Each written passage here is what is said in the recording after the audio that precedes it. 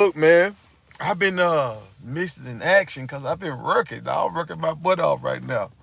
Um, my I'm gonna try this my other phone because I on my regular phone when I'm going live for some reason they keep blocking my junk. Like I keep getting red blocks, gold blocks. Like on my I don't know what's going on. It's crazy right now. So I'm trying to figure it out. I'm going to my old phone and try it. And on my iPhone, your iPhone make it look good, y'all. I gotta get rid of my Android.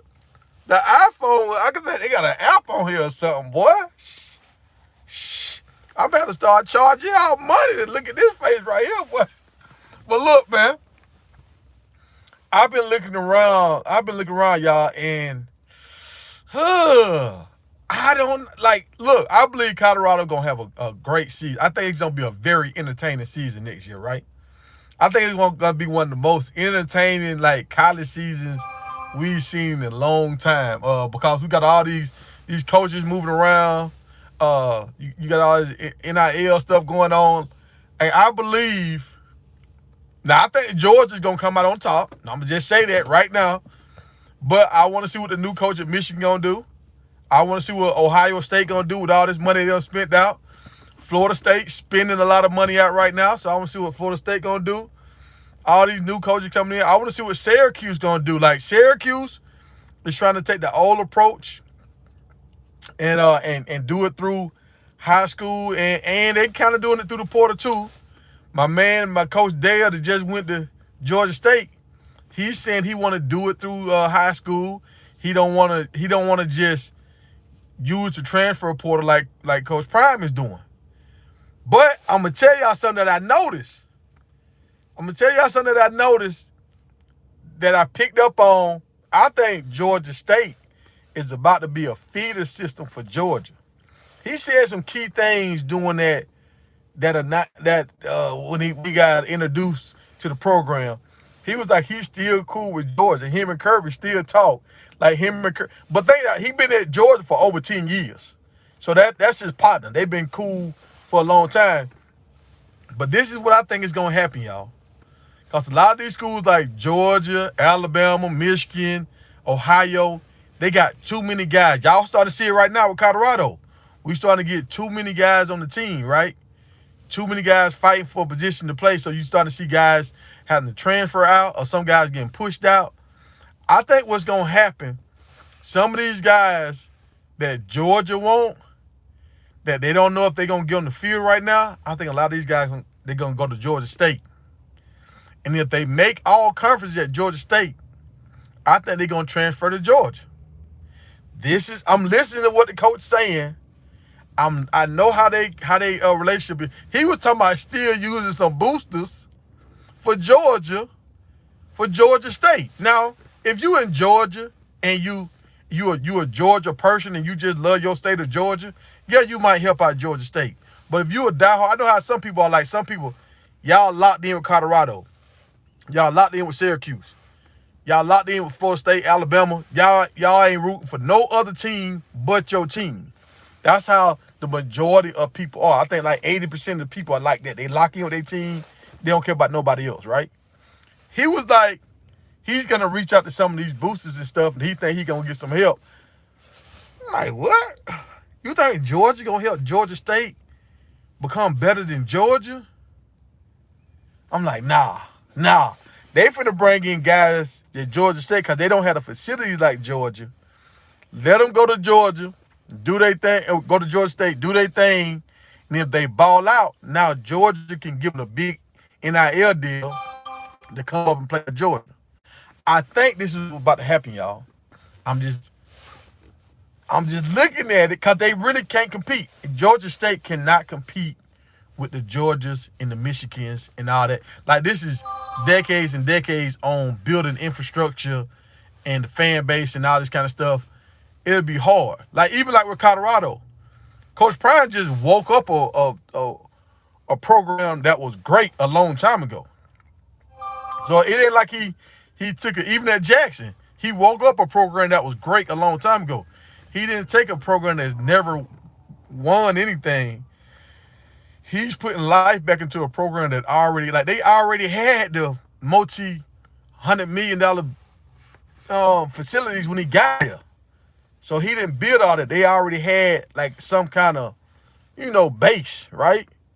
Georgia State don't have that base.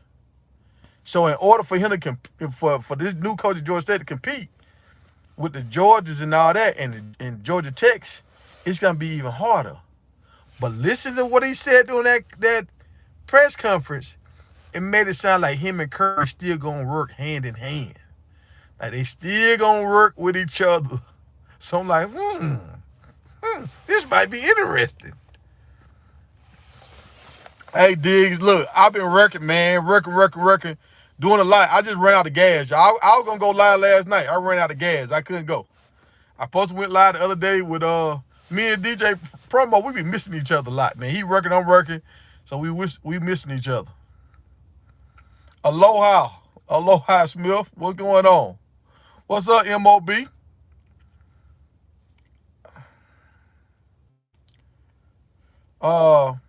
Yeah, and they play Tech. They play Tech the first game of the season. I think it's the first game of the season they play against Tech. So now that might actually turn into a rival game right there, dog. That's gonna be crazy. But I'm gonna say this: I feel like he can win a lot of these recruits that Georgia don't get, because y'all gotta understand. I say Georgia, they up here now. They up here.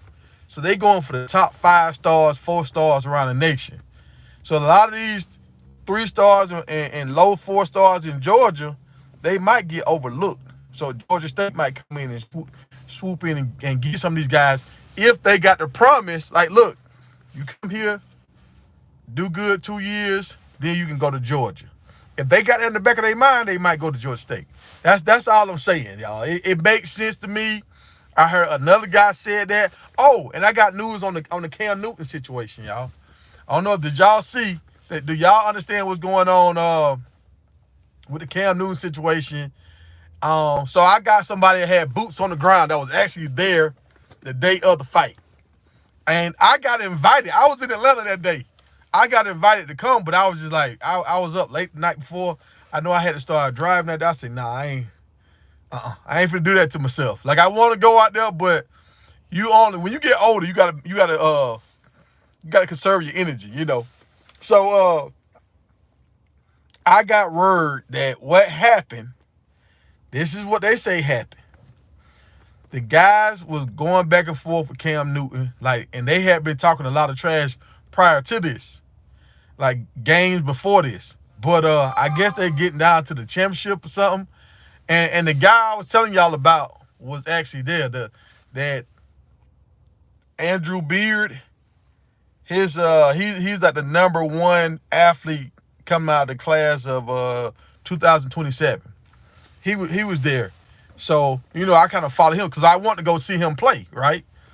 And that's what they were telling me, like, look, come out here, man, you can see the dude play. And I wanted to go, but I couldn't go. So they out there, they out there scouting guys, whatever. And they said the guys had already got a warning. The other coaches and Cam Newton from the referees, because they were doing too much jawing. Like, it was going past the point of y'all just being competitive. It was y'all starting to get a little too foolish with it now. It's too much, right? So what happened was they actually, one of the guys, I think, walked up on Cam Newton. Like, now, y'all see where they was at. They went on football field. Cam was, like, sitting up there at that top place. I guess he sit up there when people come sign in, check in. I don't know. I wasn't there, so I don't know. But he was in a different area than just the normal people. So the guy kind of walked up on him, and I don't know if he was just going to talk trash and fun, or was he talking trash just crossing the line. Remind you, they already had got a warning from the referee. The referee already threw a flag on him. So they said the dude walked up on Cam, and they said they heard 2 thuds. Like Cam gave him a 2-piece. So I don't know if Cam hit it with 2, or did Cam just grab his shirt like this. Because sometimes you can grab somebody real tight, and it can make a thud when you hit them in the chest, when you grab them. So from what I'm hearing, Cam initiated the physicality of the conversation. Now, everybody that was there, they were just doing a lot of talking, but from what I'm hearing, Cam initiated that. Now, when the other guy came, Cam grabbed both of them, and that's what everybody see when he walked with everybody. The part that a lot of people didn't see was, it's a guy at the end, he came up, he was with the other two guys. He came up, I don't know where Cam people was at. I don't know how you got two people, and now you got a third guy from the other team coming up too, and none of your people ain't showed up for real yet. So I don't understand that part.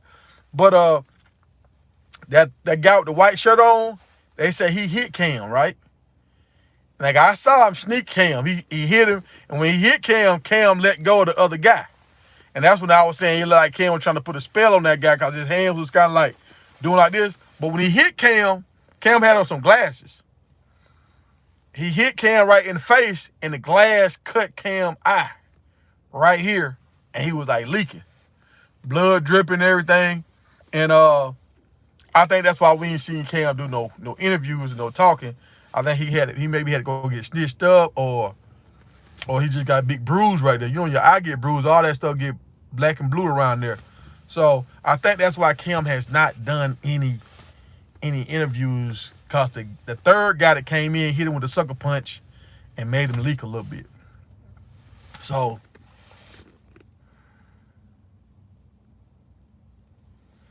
nah, you saying Cam didn't initiate nothing. If somebody walk up on you, bro, acting like they ready to fight you, are you going to just stand there, or are you going to protect yourself? So what I'm saying, hey, and younger brother, were you there? I'm getting it from a person that was there. Were you on the scene? Did you have boots on the ground? You saying lies. What did you see, younger brother? Since it's lies, what did you see? Because the people that were there telling me this story. Tell me what you saw, because they lies. What you saw? That's what I'm talking about, dog. Come on, man. Come to my live. So they said Cam grabbed the dude. Then his homeboy came, but he said that's his little brother. He came, he grabbed the other guy. Then another guy came and punched Cam Newton in the eye. That's why we ain't seen Cam, because he trying to get his eye back right before he jump out here and start doing videos.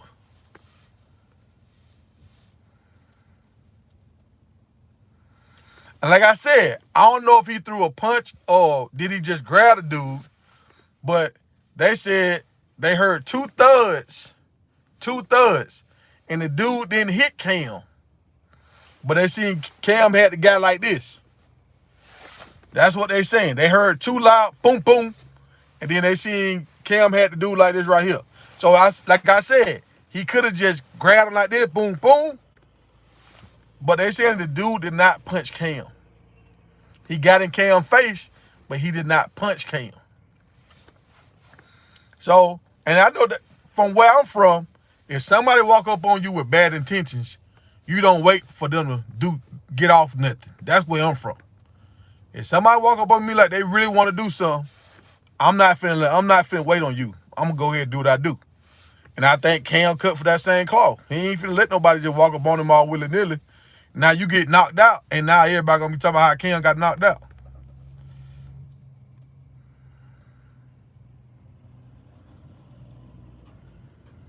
And that's what I was thinking too. I said, damn, Cam hit the dude first.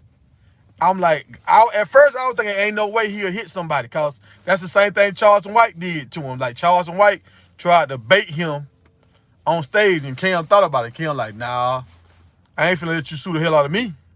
So I understand what y'all saying. If a millionaire, but y'all remember, we know who Cam is.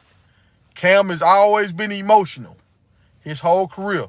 You can see it on Cam's face. When he's happy, when he's sad, you can see him go through his emotions. During the football game, you can see it. So these people have been going back and forth. They've been going back and forth. And the other guy, the taller guy, he had a video talking about Cam, about y'all superhero, non-throwing quarterback, blah, blah, blah. This was before the fight. So they've been going at it. And like I said, Cam emotional. You walk up on him on top of talking, now you walking up on me? He might have. But what they said, they heard 2 thuds, and then they looked up and they seen Cam had Buddy hemmed up like that. That's what I got.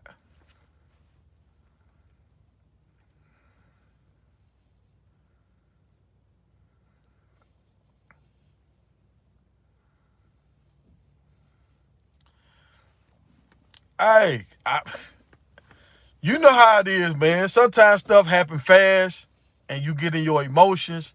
Like that song said, emotions make you cry sometimes.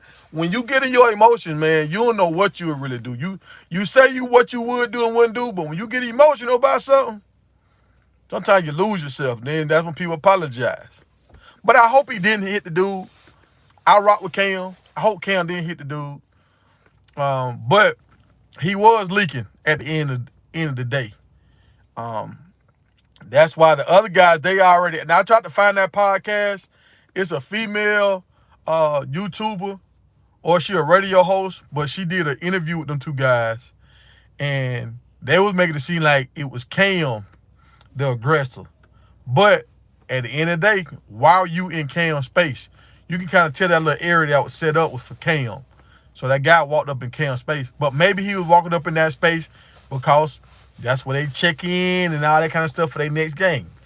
I don't know. I just know it went down. And the little dude with the white shirt on, he got a little sneak lick in. So that's what I know.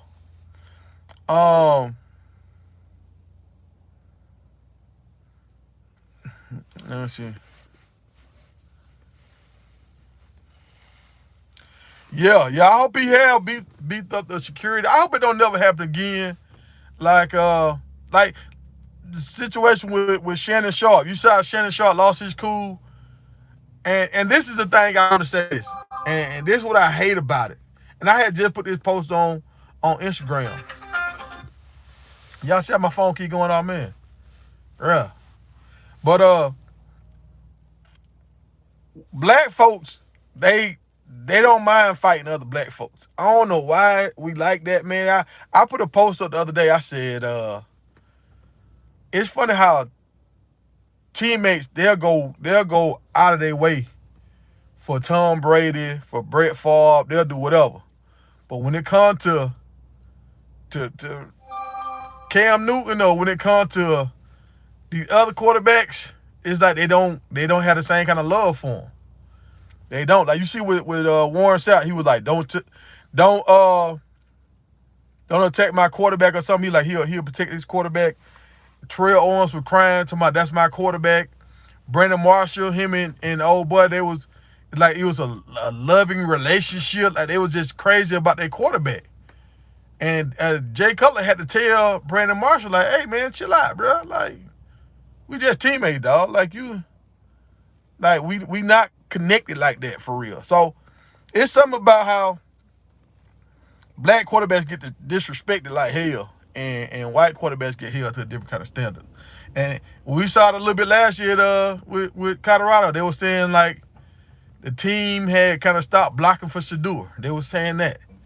So I don't know, man. It's just weird to me. It's weird to me that like black quarterbacks are so disrespected. Kind of weird.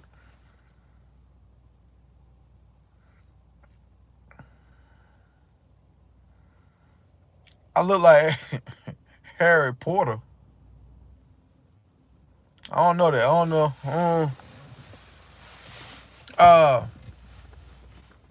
But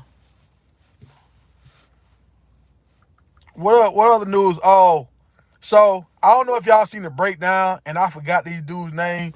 They're a young YouTube channel. I want to rock with them, man. Let me see can I find out their name real quick. But they're doing a lot of good breakdowns now with players that's coming to Colorado. There's one guy, he actually played on all 3 levels. And he got a co-host. They do real good breakdowns, man. Dang. But they broke down Lajohntay, Western. They broke him down, his film down, his game against Clemson, and he had 100+ yards against Clemson, y'all. And they were showing how many plays he was open or passes they missed him on. If he'd have caught all the passes he could have caught, he probably would have had like 300 yards against Clemson. 300 yards against Clemson, y'all. Like, this dude is nice. Like, his body control, his speed, his ability to run routes and know how to get to the open areas. Oh yeah, he nice, dog. So, and they compare him to I don't know what's the dude, Deshaun Jackson, but I think he more like Antonio Brown. To me, he got the body control, the speed. To me, he Antonio Brown, and I feel like next year, I mean, this dude had 100 catches when they was missing him on so many plays. I feel like next year he gonna really be like the show, the engine to our offense. I feel like if they don't double team him next year, he gonna break all Colorado receiving records. If they don't double team him, he's gonna break all the Colorado receiving records next year. And y'all know I said this in my other videos. I want Jimmy to get off. I feel like Jimmy is due. But right now, Jimmy got to fight to survive because Lajohntay is no joke. And I was looking at Will at first, like Will was going to be the guy, like, because I feel like Will got the ability. I mean, you the second leading receiver in the SEC. So you finna come over here and ball. But now Lajohntay done came in. Like, do y'all understand what's about to happen in Boulder next year? If our defense show up, I'm talking about if our defense halfway show up, it's gonna be fire in the city next year, y'all.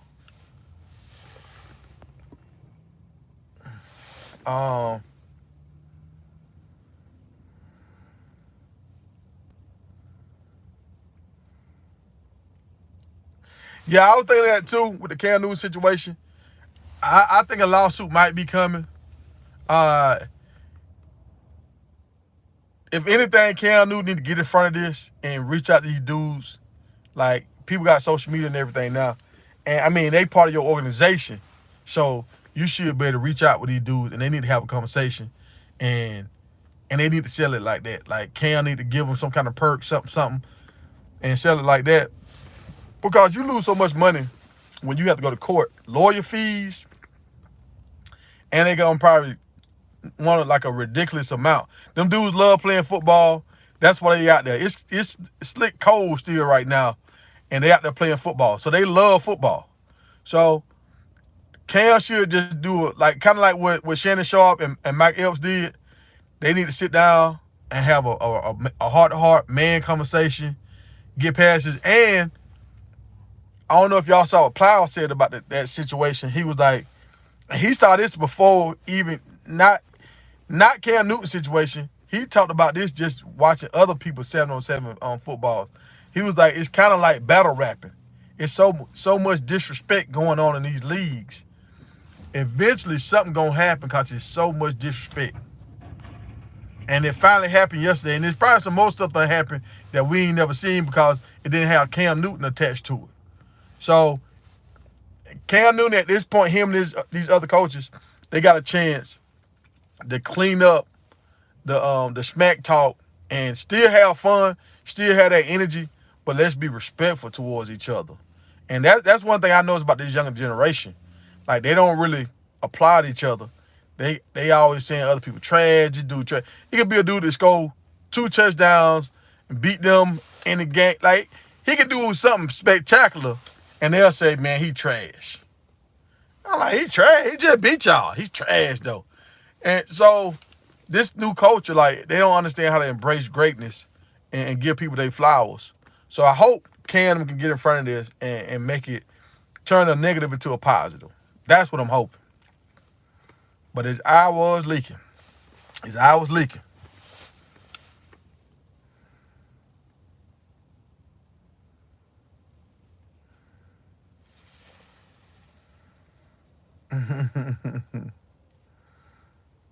What's going on, Shirley? Uh,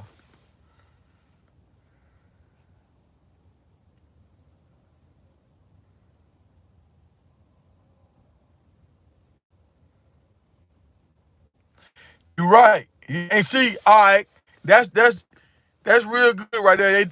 Cam do need a Bucky or well-off media to follow him around, and this is what I don't understand about it. Destroying does the same thing Cam Newton does, and Destroying is making a killing off his YouTube stuff. Cam has 2 YouTube channels now. I don't understand why he wouldn't use his same production crew to expand this. I don't understand. Maybe Destroying does his stuff where it's like a one-on-one competition, so it's not really like games and leagues, and that might not be as exciting. But I feel like he should do something because, like I say, one of the guys that I was invited to come out there and see, he's the #1 athlete in the state of Georgia for the 2027 class. So there's more guys out there that's top-notch kind of guys that somebody could get on tape and to get them some more pub. So yeah, you got a good point right there. He needs somebody, and he can make money off of it. Yeah. But back to this Colorado situation. I feel like we do have one of the best receiving cores. Far as like, I'm not gonna say like 4 stars or whatever, but far as like polished guys or guys that jump off the page that could go to the league. I mean, I thought Jimmy was a show like pick for a top, like maybe, I ain't gonna say first round, second round, but at least third, fourth round. I thought Jimmy could go to somebody because Jimmy got explosiveness. He got power. Like, I don't know if y'all seen how much Jimmy was squatting the other day. Like, Jimmy's strong. He's a freak of nature. I was gonna do a video just talking about Jimmy when he was dunking and stuff in the gym. Like, most wide receivers can't do that. I'm just be honest with y'all. The normal wide receiver you see on the football team cannot do that. So Jimmy is already up here, right? But the guys we just brought in, it's like 3 guys that we brought in that's up here. So if I'm saying Jimmy can get drafted, then we just brought 3 more guys in that I feel like got more ability than Jimmy. It's about to get ugly, y'all.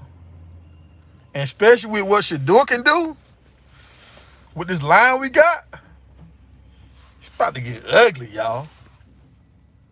I'm talking about we finna have some fun. These first 5 games finna be off the chain. I think it's gonna be just like it was last year. But we gotta talk about some more stuff, some more grumblings that I've been hearing. Cause I just keep my ear to the ground. I just be listening to stuff. I hear people, what they say? What they say? What? So this is what a lot of people are saying, y'all. A lot of people are saying there's been some fights and stuff going on in the locker room. There's another fight. So it's been like 2 or 3 fights. Now, I'm going to say this. We had some people that didn't like each other in our football teams, but most of our fights was on the field. We didn't have a lot of fights in the locker room. Fights on the field, not in the locker room. Now, right now, a lot of guys, it's the situation is a little bit more dire. Because some of these guys coming in and they only got 1 year left. They being very aggressive. They trying to push up. And like, sometimes people that do too much talking, they doing a lot of talking. That once you go on the field, that's when you really separate the men from the boys. So all this talking right now, I can't really, especially when it's at your own teammate, y'all don't even have pads on right now. So I don't know if you slick bullying or you actually trying to make this person better or you just an asshole person, I don't know. We gonna find out. But and some of these dudes, they could be trying to get rid of them to bring in other people. Because when that transfer portal open up again, I think it opens up in the springtime, June, July, something like that. They might bring in some more guys. Maybe. I don't know. But we talked about this a while ago. We talked about this like around about when the bowl games were about to start up. And, you know, Colorado was already put out. We said they were going to have to get rid of some players. And that's around about the time when Bear transferred out and the center transferred out. And we were still looking at it like, okay, we still got we only had like 2 scholarship slots available. And I know they were still talking about signing a bunch of guys. And since then, they done signed like 5 to 6 guys. So we do need some people to leave. And I know the wide receiver, number 6, I forgot his last name. First name too, I think it started with a T. But he transferred out, the guy that came from Auburn. And so this situation, this was a Florida kid. He was a 4-star, so he had ability and stuff too. He was fast. Everybody said he was fast. And he actually produced in the game. Now, this is the thing about a wide receiver. Most wide receivers can get off. If y'all look at the Breakfast Club, what's my man, Victor Cruz, he talked about this. He talked about when New York didn't want to pay him no more, they started like not giving him the ball. He was open sometimes. They just wouldn't give him the ball. So with a wide receiver, the offensive coordinator can get you the ball if he wants you to have the ball. So I don't know if they just didn't jail. Did he say some stuff out of the way that kind of turned people off? Could he just not pick up the offense? But I'm like, if you couldn't pick up the offense, how you got touchdowns? No, this dude was, I think he got multiple touchdowns early in the season. And like, I didn't see him in the Stanford game, in the Arizona State game. I didn't see him. Arizona game. So it's kind of like they just chose not to play him. I don't even remember seeing him in the USC game.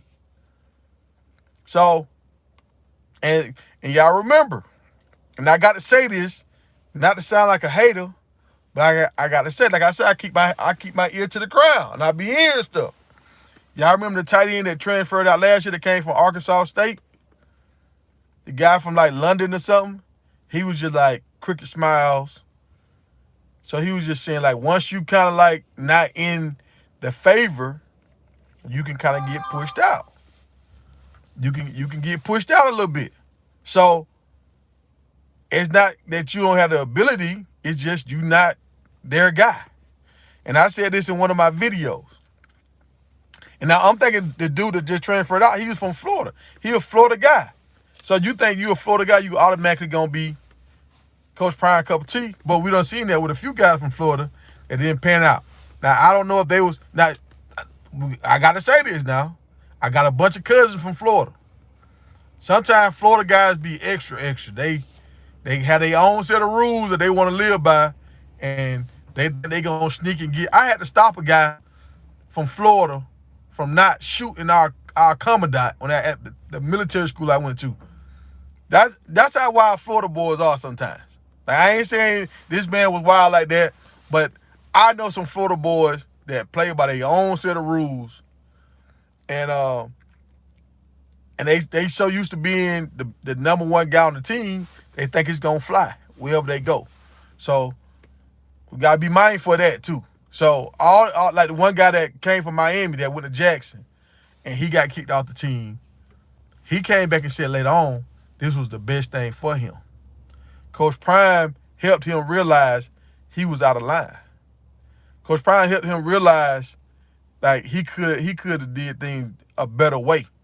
And he was the first person that ever really showed him, like put that light on him where he could actually see himself. So I don't know if it's favoritism or can you not do what we asking you to do as a team? Or are you just being a problem child and we just, after a while, we can't deal with you no more? So I don't know. The tight end from last year, from what I see, they was getting on him about blocking. So you cut him or you make him transfer out. And now you put Mikey in and Mikey ain't blocking nothing. He would have did a better job than Mikey. So I ain't understand that. Let me see. Yeah, Tavares Dawson. Yeah, that's his name.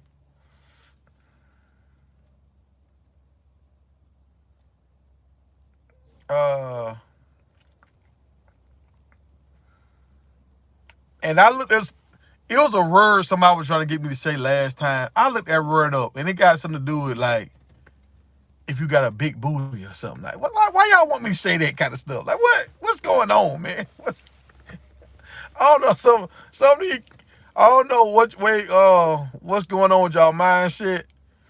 Y'all want people to say all kind of crazy stuff. So I gotta watch what I say until I do my research, because y'all be trying to make people say stuff. Nope, I ain't doing it. So that's one thing I'm trying to notice, y'all. Like, is the coaching staff being fair, or are these stories just coming out because these people are used to getting this prima donna treatment, and Coach Prime ain't giving them that? I know Coach Prime, because from the story they were saying about Dawson, he came back late to the team after Valentine's Day, right? And I remember Coach Prime telling everybody, if you late, you won't play. If you late, like he's really big on being late, because if you try to make it to the NFL is big on you being late. If you miss team whatever for whatever reason, they dock you for that, and you get in the doghouse for that, and you can end up losing your contract for that, right? Unless you like a mega superstar, and even with that, you only got so many times to mess up before the organization say, okay, we got to cut ties with this guy, right? So I feel like Coach Prime is actually really trying to make them understand this is real life. And I heard he brought up about Shadur them missing a practice or something, but Shadur them, from what I remember, they didn't miss a practice. They missed that meeting. They missed that meeting where a lot of people miss. Yeah, I mean, you got a lot of people that's on the team that couldn't make that meeting because they had other obligations, like they still in high school. They still at the other school that they ain't transferred yet. So it was a lot of people that didn't make this meeting, but everybody know who Shadur is. And you're going to know Shadur and Shiloh down the line. But that's a whole different thing. They didn't miss a flight. He missed his flight. That's a different scenario. You have a permission to be gone, and you missing your flight, and now you're not here because you missed your flight. That's on you. And sometimes when you miss your flight, when you do something like that, this is how you carry yourself. If you don't take this serious, it's a lot of other things you don't take serious. So when you don't take a lot of stuff serious, it stops you from being the best version of yourself. And I think Coach Prime is trying to get rid of some of these guys.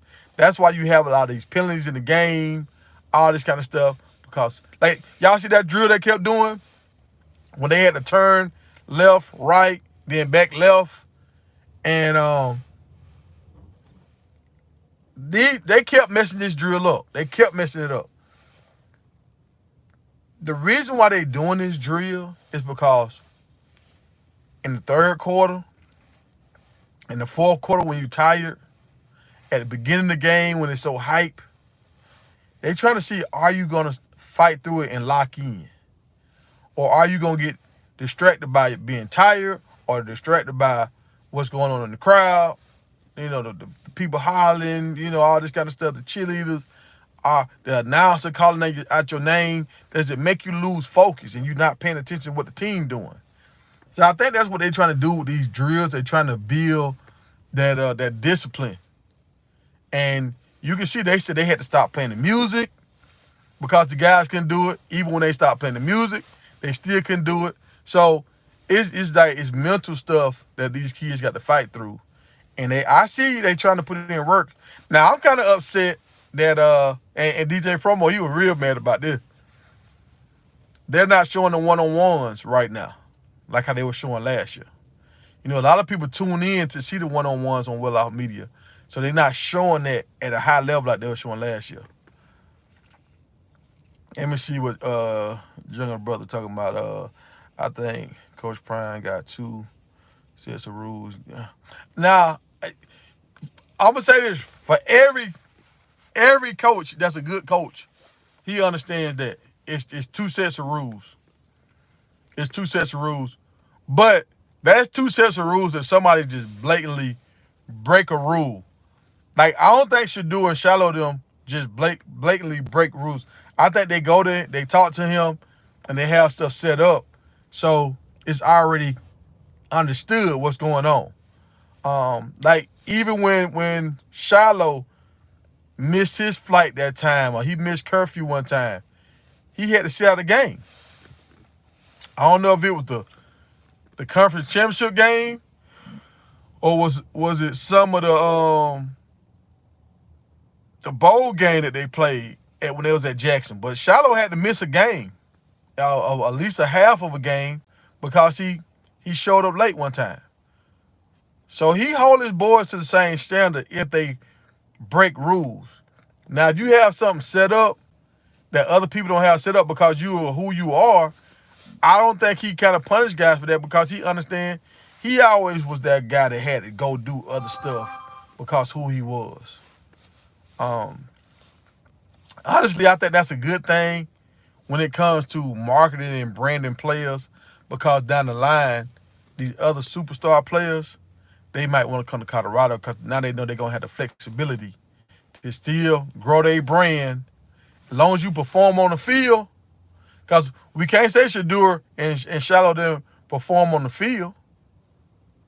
Like, Shallow, I think he broke a record for the most turnovers, and Shadur broke some records this year. So they broke records. So they produced. So we can't say because your daddy giving y'all these extra privileges, y'all ain't producing. You got NFL players that got to do a lot of stuff, and they playing on a higher level of football, and they still producing, but they going to meetings and they doing stuff too. So we in a new age now, y'all. We're in a new age of football. Like, college football now is semi-pro football now.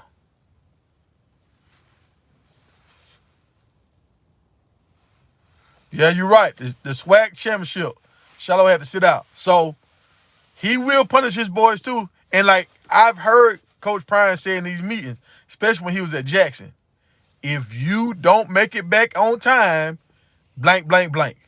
Like, he has no wiggle room when you not making it back on time. He'll tell them, plan for a day, be here a day ahead before you end up planning the day of and you end up something go wrong, because he ain't listening to none of that. And I went to a military school that didn't listen to none of your excuses. They didn't listen to none of your excuses. But yeah, but back to the story about the dude, the military dude. He was from Florida, and he got into it with the commandant. And instead of him, what happened? He got caught watching them nudie girls on. He was using computers in the computer lab to look at girls, right? And he got warned one time before, and he thought, okay, if I go to another place, I can watch it, and they won't know it's me. He didn't realize when you logging in, you got to put your code in, so they can follow you whatever computer you go to. You got to put your code in. So he was going there looking at them sites again, sites you had no business looking at, and that stuff put bugs and stuff on your computer. So they suspended him, expelled him out of the school. And so now he mad at the commandant and was like, he finna kill the commandant. This dude went and got a big rifle, dog, a big rifle from the pawn shop. And like, I heard students running around laughing, talking about it, like, oh Lord, that dude got a gun. So I knew him because I had people from Florida that he grew up with. So I went to his room and I was like, hey man, what's this I'm hearing, bro? And he was crying and shit. He was like, man, they gonna kick me out of school. I'm finna go back to the war zone. Like, my life dead now. I'm dead now. Like, I ain't gonna make it out of Miami. This is my shout out of Miami. And he done took away my life, so I'm finna take away his life. I'm like, bro, you tripping. I'm like, nah, bro, you tripping. And I think I took the bullets from him or something. I did something the way he couldn't. And then about 45 minutes to an hour later, the police ran up in there. And I know I didn't take the gun because I wasn't finna walk out. I was not finna walk across no campus with no rifle up under my shirt or none of that, and I get attached to that. No, I wasn't doing that. But I think we took the bullets away from him, and But he got expelled out of school. But that's it. Them Florida boys, man, they move different, man. Uh, so that's the thing about it. When you're dealing with a lot of cats that's high profile athletes, sometimes they're gonna do whatever they want to do. Y'all saw how Maurice Clarett was doing all that crazy stuff. You gonna get there with high profile athletes. And like my man, he was a 4-star wide receiver from Auburn, so he probably used to getting his way. But we don't know. We don't know if Coach Prynham. It's just hard for me to say Coach Prynham just said we don't like you no more when they had you in the starting lineup. It's just hard for me to see that happening when you was contributing to the team and then they just said we don't like you no more. I know it was a situation where he posted a tape too. He posted a video showing all the time he was open. And you know who his roommate was? His roommate was Willie Gaines. So both of them boys was in their room disgruntled, mad. And they say he posted a tape. I'm talking about, what's his name?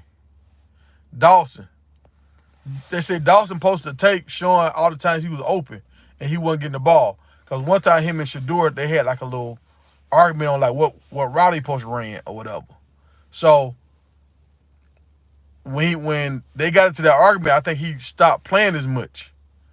But he was still getting the game here and there, and he made a video showing all the times he was open, he wasn't getting the ball. But just because you open, that don't mean you're gonna get the ball. Like how the guy showed the video with Lajohntay on Western, he was open a lot of times against Clemson, and he didn't get the ball. If he got the ball every time he was open, he had like 300 some yards against Clemson. So he still got 100+ yards against Clemson. But if he got the ball every time he was open, so that's the thing. Like when you open, you're not always guaranteed to get the ball because you might not be the read that the quarterback is his first read, and the pressure, and sometimes they just don't see you because like quarterbacks, they have a clock in their head. They need to get rid of the ball by a certain time. So sometimes if I don't see this, run or throw it away. They don't look back across the field sometimes because sometimes you're told not to throw the ball back across the field. So there's a lot of factors that come into a receiver not getting the ball. It's a lot of factors. So it's kind of hard when you're not there. And when you're not there listening to the play calls, it's hard to say why receiver didn't get the ball.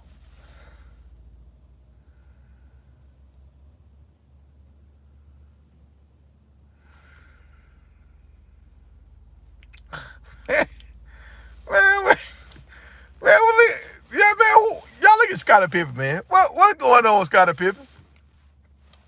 Y'all ain't know Scottie Pippen was my cousin. Yeah, y'all. So that was that. I think he transferred. He said he wished they would have let him know earlier, so he could have hit the transfer portal earlier if they didn't want him. So he make it seem like Colorado just pushed him off the team. They just kind of forced him off the team, and they already didn't want him on the team. But y'all remember I made that video, and I had like a Heathcliff, and they was like fighting and whatever. Like I knew it was some stuff going on that team. Like it was some more stuff going on. So he gone, Bishop gone, and I think another. I'm gonna say this right here. I think another guy's about to leave, and I think he's from my state, the state of Georgia. I think it's one more guy that they don't want on the team no more. I think he's about to leave. I could be wrong, but I think he's gonna transfer out. So, and it happens, y'all. It happens every team. This happens. Did y'all see that the coaches starting to complain saying they can't? It's hard for them to coach now because players are not staying on the team, and it's not fair to the coaches. But then they did a survey, and they showed all these coaches, out of 18 coaches that was hired in 2021, only one of them was still on the same team. So coaches will leave and come and go how they want to, but they want the players to stay and be stuck, stagnant. And when you have a situation where you fall in, you get in the doghouse with a coach, sometimes you want to move on. Just like with some coaches, when they get into a situation with the AD or the president of the school and they ain't seeing eye to eye, they say, I'm just go somewhere else where I can have my way, or I'm gonna go to a fresh start. So it happens, man.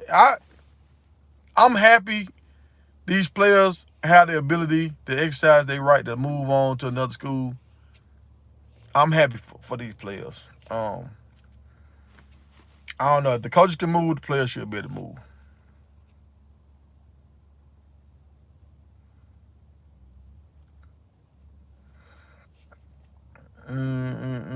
What's happening, Brian? What's happening?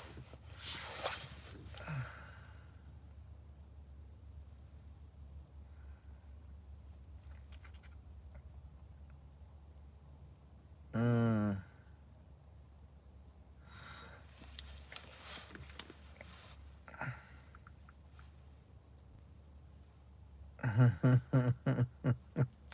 Nah, man.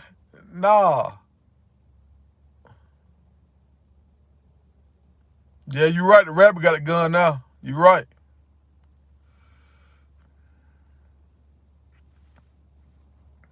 Um.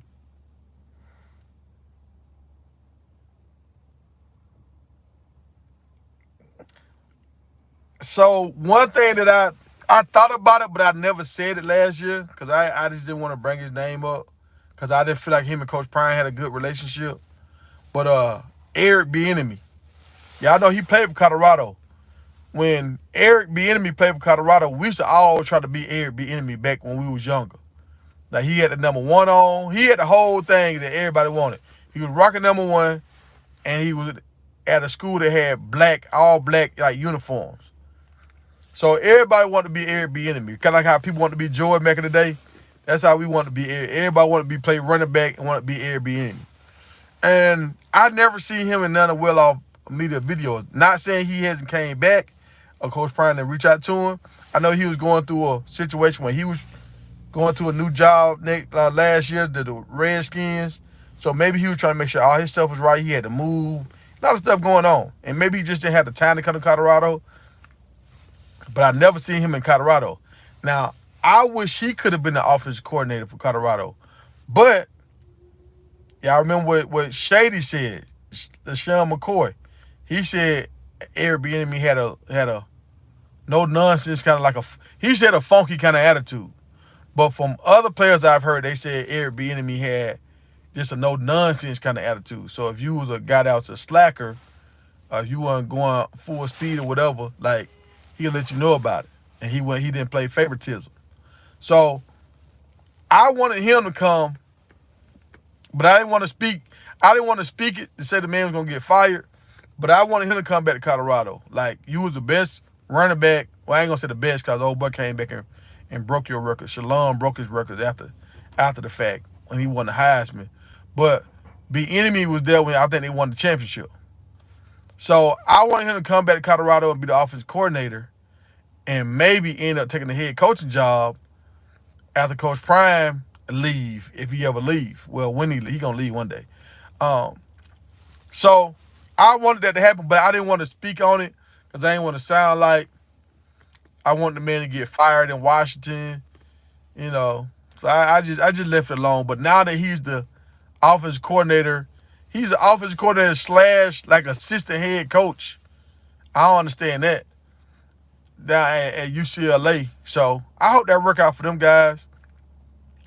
But they got a tall mountain to climb, and they go into a tough conference, and they don't have the. I don't think they got the manpower to compete against the Ohio's and the Michigans and all that kind of stuff. I don't think they do.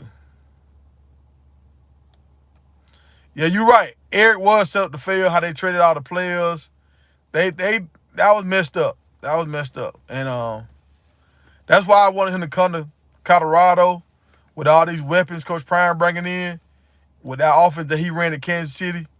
I feel like they could have put up a lot of points.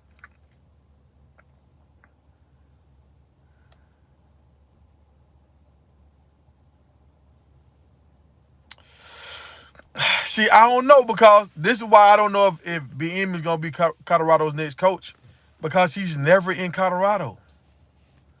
Like, you know how we seen Cordell Stewart there? I haven't seen Bieniemy yet. It's like it's like they don't have that relationship.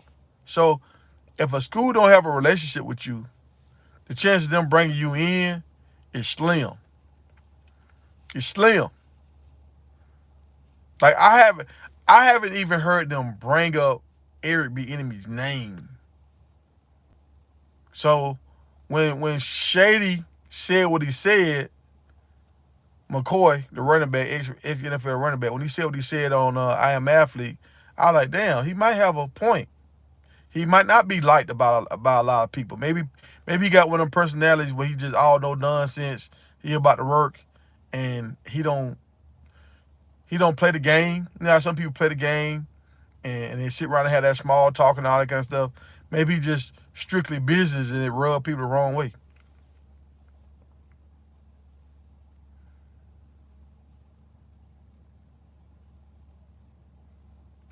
Yeah, I remember that. Your freshman year, you pretty much was automatically a red shirt your freshman year.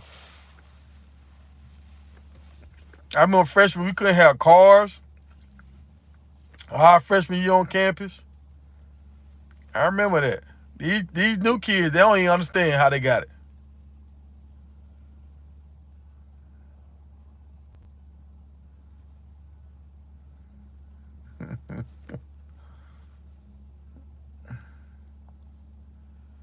But I don't know, man. I hope they do good down there, but I just don't feel like Colorado like Bieniemy. I don't feel like they like it. Like, you wouldn't even know Bieniemy went to Colorado. If I wasn't saying this, I didn't never see a picture with him, nothing.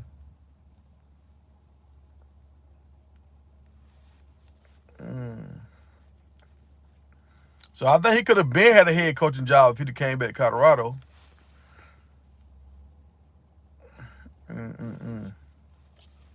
But so y'all should get back on my vlogs.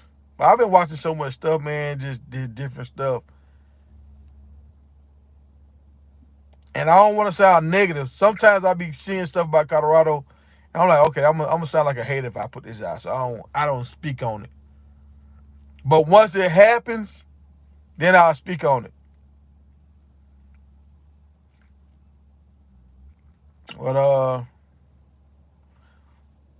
I'm gonna say something. A lot of them players that Coach Prime was getting out of the state of Georgia, he might still get them. But, Georgia got first pick. And now I think Georgia State going to start getting a lot of them guys. And some guys just want to play for an African-American coach. So now it's a lot of guys got more options now. Now you can go to Syracuse. You can go to Georgia State. You can go to Penn State. You can go to Notre Dame. Go to Michigan. Maryland. So it's just a lot of. You can go to UCLA now. Like, it's Coach Prime was on the scene, and he was almost like him. You had Coach Prime, or you had like a dude that was a black dude, but he was more acting like a white dude. Coach Prime was like the only real like brother. Now you got like 5 brothers that done got head coaching jobs.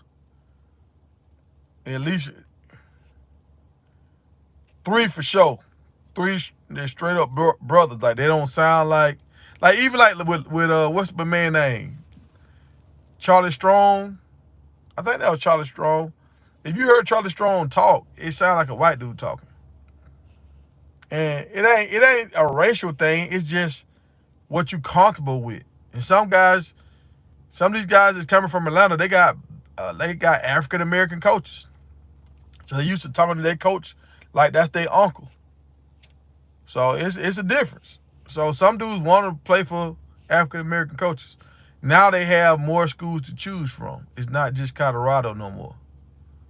So I'm paying attention to what's happening, y'all. I'm paying attention. Like how we had that barrier for a long time where it wasn't a lot of black quarterbacks. Now you got black quarterbacks everywhere. I think it's about to happen. I think America is not as racist as it used to be, y'all. I'm just I see it happening, man. When I go places, I see all these little mixed babies running around everywhere. I think America is not as racist. Like, if you gotta think about it, my mom, I remember she was one of the first groups of people that and it was like her. She was in high school when this happened, when they started integrating the schools. So you had my mom, then you had like her younger siblings that went through the school with all that.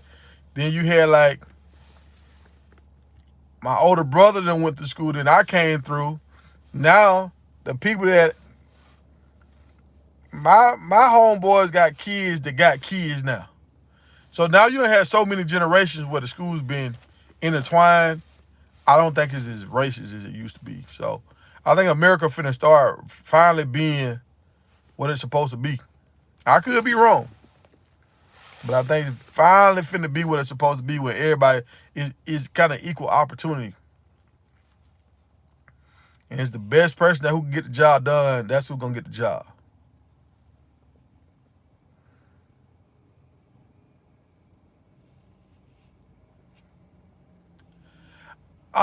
Mike Loxley, I don't know, like he up for debate. Like he's certified, but he kind of like, I tried to get on his bandwagon and cover his games, but he just don't seem like he got that dog in him. He just seems like he kind of like a nice guy, and that bleeds through your team. When you a nice guy and you got to beat Ohio, that ain't gonna work.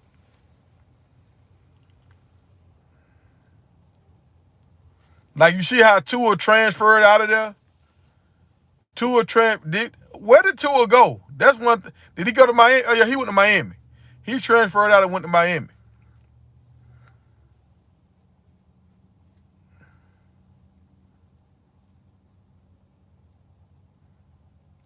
Now Willie Simmons, you're right. Willie Simmons was building the powerhouse at Florida A&M.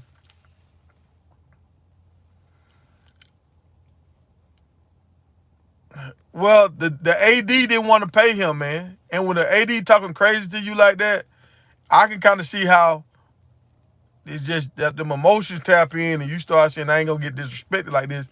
And when another school gonna pay you more money, what is it about? Is it about control, or is it about cashing out and not having as much frustration on you? So, and he still has a resume of a winning head coach, so he can still apply for jobs next year. I thought he should have got that Georgia State job, honestly, but I see why they hired Dale, because Dale's from Georgia. He'll love staying in Georgia. So like Willie Simmons said, Willie Simmons did a great job. If he got hired by Georgia State, he did a great job. And then Florida State had a downtime, and he could come back and coach Florida State. He'll probably go back to FAMU because that's where he's from. He'll probably go back to Tallahassee. He'll leave Georgia State, go back to Tallahassee and coach at Florida State because he's going to get way more money. So I think with Dale, at least they locked in for the next 3-4 years with his son there. I think they just trying to find somebody with longevity that's going to stay. That's like with App State. When you a smaller conference school and you get a good coach, when them other schools come in and going to pay you more money, man, it's hard to keep a coach when you get paid more, when they know they're going to get paid more money, and especially in Willie Simmons' situation where the AD was slick talking shit about you ain't did nothing, and now this other school going to pay you more money. I can see why he did what he did. Yeah, Cam Ward did go to Miami, but I heard Tua brother went. Hold on, dog. Tua little brother went to Miami. Me and DJ Promo was talking about that. Let me see. Y'all got me thinking I'm crazy. I'm gonna look it up right now. Y'all tell me if my feed start messing up.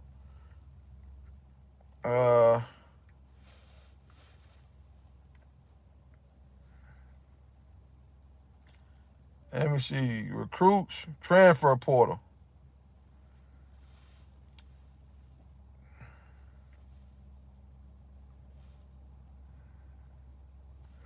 I'm finna go and see where Tua went, man. I think he, and it's by quarterbacks too.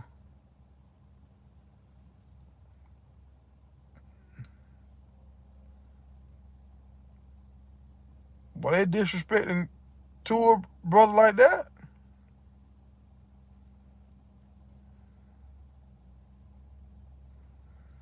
Tua brother way down the list.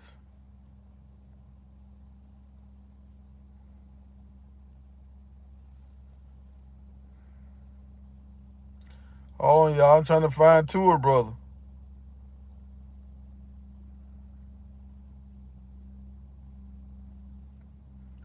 Nah, man. He must have stayed.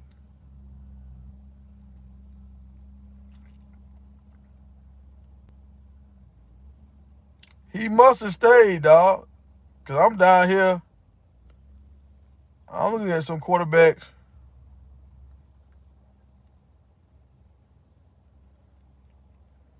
I don't know. He must have went back, y'all. He must have took his name out of the hat. Let me go try to see rosters. Let me see.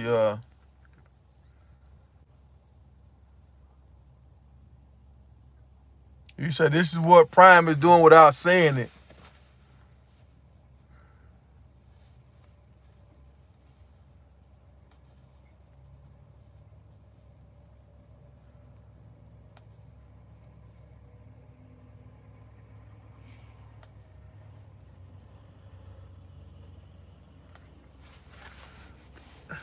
Now, I hear what you're saying. But I think Coach Prime, he didn't have a shot at some of these players. Because think about it, he was at Jackson State. So a lot of these players, when they signed, they weren't going to no Jackson State. Last year when he got to Colorado, he got there late. So a lot of them guys had already signed. So I don't think that's really his strategy. I think he's able to pick up some of these guys that he's picking up because they're at smaller schools.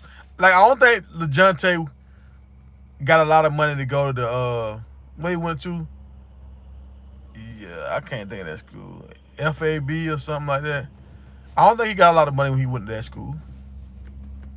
I don't think he got no money, honestly. I think he just went with happy with a scholarship like back in the day.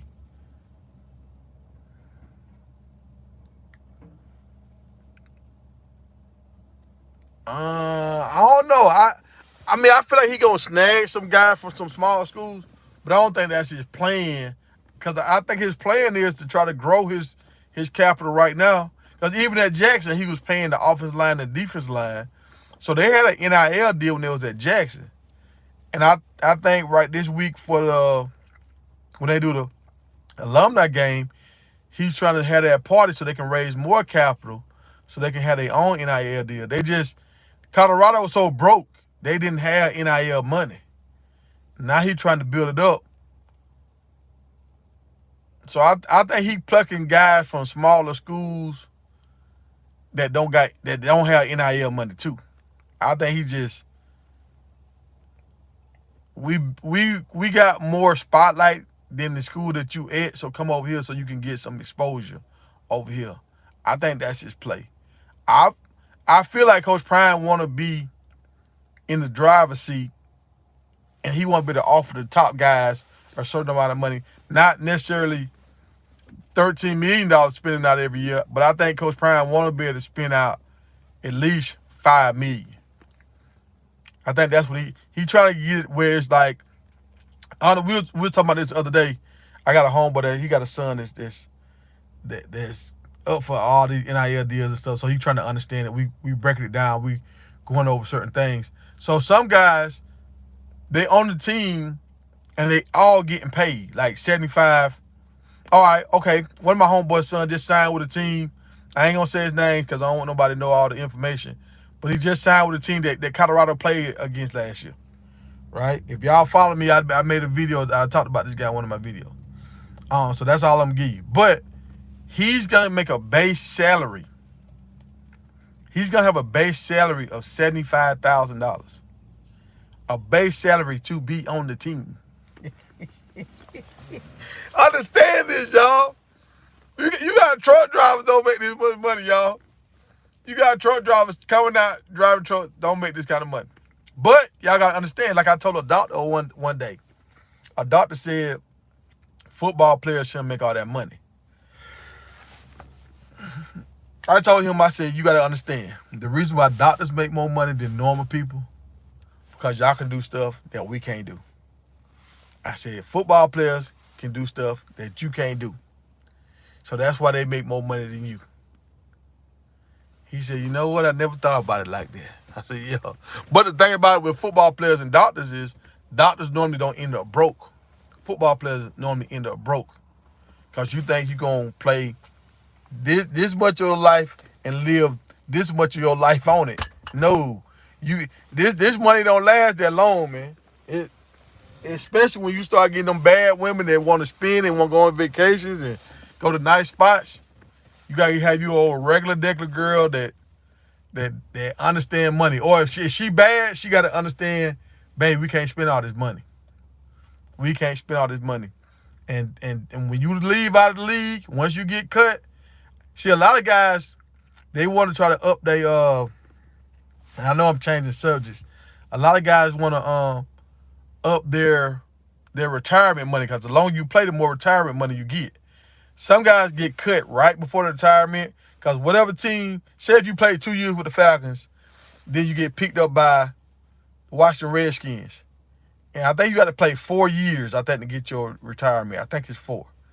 So the Redskins might have you for 1 year, and then they know if they keep you for 1 more year, they got to pay your retirement. So they'll cut you. So now you had a house in Atlanta. Now you moving up to Washington. You trying to get another place to live. You playing, and they give you some money for some of this stuff, like moving fees, all this kind of stuff. But you still paying out a lot of money. You can't just stay in a normal, regular neighborhood because you can get robbed. So you got to stay in a well-to-do area. That's going to take a lot of your money. Then a lot of guys, when they get cut, they still trying to get that last year, so they working out. And their agent telling them, stay ready. You might get a call during training camp. Somebody get hurt, whatever, you might get a call. So they trying to stay ready. While they trying to stay ready, they ain't working. And they're spending their money. They spending their money. Next thing you know, they broke. Yeah, so once you end up being broke, your old lady, she gone unless she was your lady before.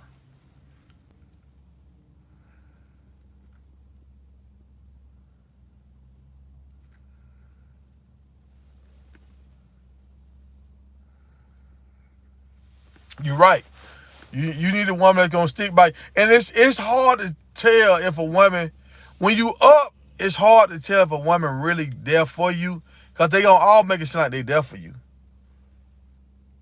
You can only really tell, the only way you can really tell if they there for you if you really don't spend money on them. If you don't spend money on them, they there for you. But if you go, it's hard. Like I remember when I was up back in the day, when I would go places, I just lived a certain kind of lifestyle. So if I'm used to going to Ruth Chris, if I like it at Ruth, I'm going to Ruth Chris. So whoever with me that day, we going to Ruth Chris. It could be my cousin, it could be my lady, it could be my mama. If this is where I want to go, I'm going, right? So they still benefiting off of that. So even if you just living your normal life and they living in your house and all that kind of stuff and they driving your cars, they still living out the lifestyle. So it's hard to really tell if a woman really rocking with you or rocking with you for what you got. It's hard. That's hard, man. And even with birds, dog, like a little baby bird no, not a baby bird, but a little bird, a grown bird. The man has to build a nest. Then the female comes and inspects the nest. If the nest is good, she might nest with him. If the nest is not good, she gonna move on to the next cat who got a better nest, or the next bird that got a better nest. So that's part of the game, y'all. You gotta understand not to overspend because that money won't last too long.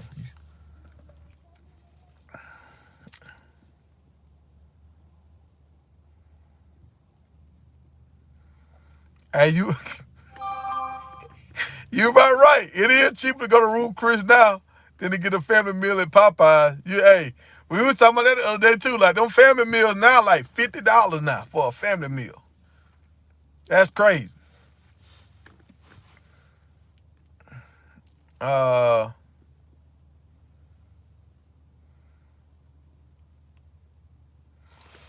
uh,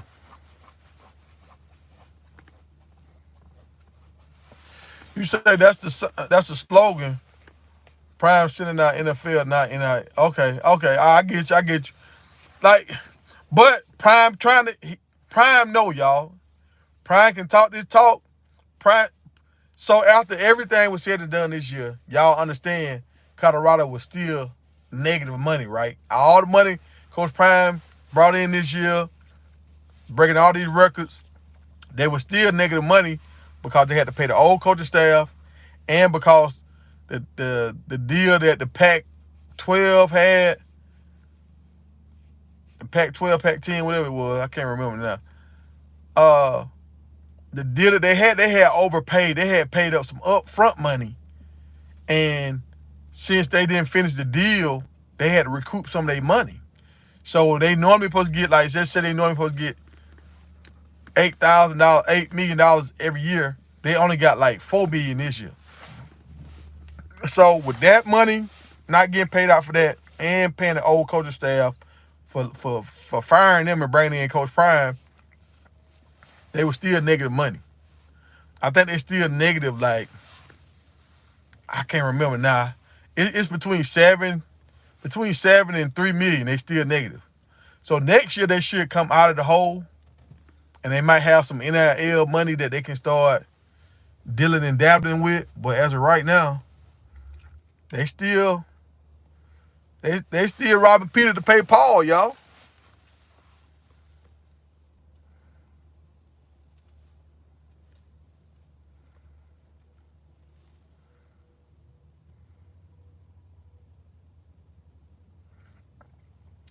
Now Shadur and Travis making more money than the average rookie. They ain't making more money than the lot of rookies.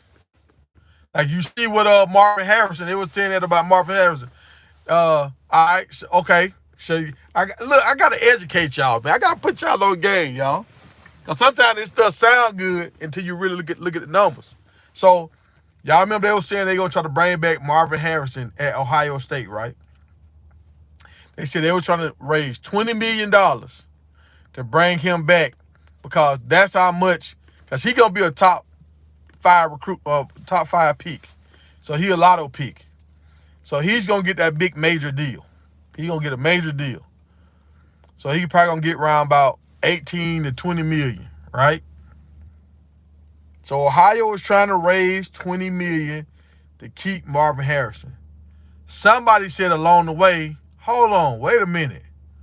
Why should we just try to keep one player when we probably not going to make it to this $20 million goal? Let's take what we got and let's just sign some top players. Let's take this $13 million that we got and sign some players. And that's what they did. Instead of trying to pay all this money to keep a lotto player, they said, well, we just going to sign some other players. And they took the 13 and spread it out. Now they upgraded their team. So, top elite players, they make more money in the NFL. Regular guys, free agents, late second, after second round picks, third and fourth and fifth round pick, yeah, the money ain't the same. The money is not the same.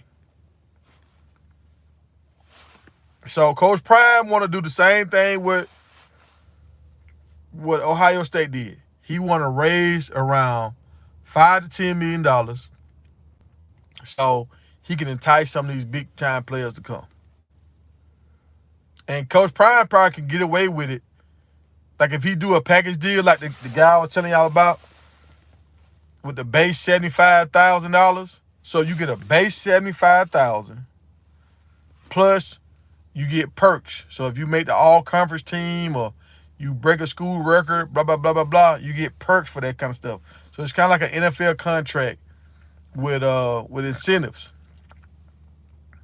So if they can get Colorado to where they got a base like $4 million that they can pay out and base salary for these it's crazy we have this conversation. But it's right though. This is only right. These guys have been playing semi-pro for a long time. I mean, college have more viewers than NFL if you look at the whole collective, right? So they should get paid. But so they're gonna try to bring them in at a certain package. And if you a starter, if you make all conference team, all this kind of stuff, you break records, you're gonna get more incentives. That's what Coach Prime trying to do. Right now, he don't have the money to do that at a high level, but he trying to set it up. That's the new wave right now, y'all.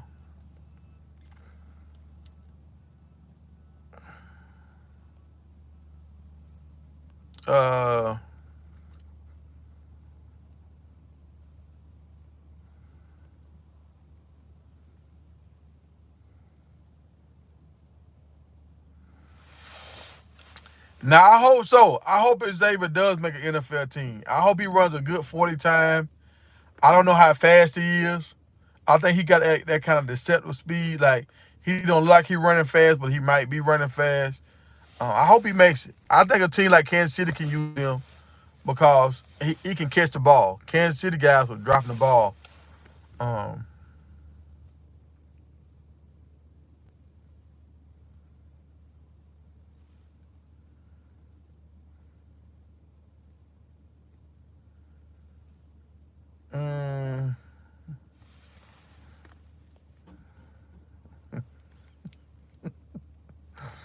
Yeah, I'm Morpheus today, y'all.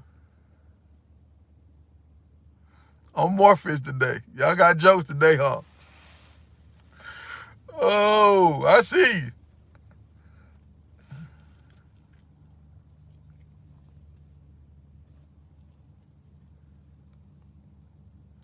Yeah, they gotta.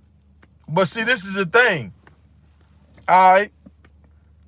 So much of the student tuition, they have athletics penciled in the student tuition. That's why students can go to the games for free. So a lot of these programs are already paid for with the school tuition. Now, if you want to get all these bells and whistles, that's a whole nother thing.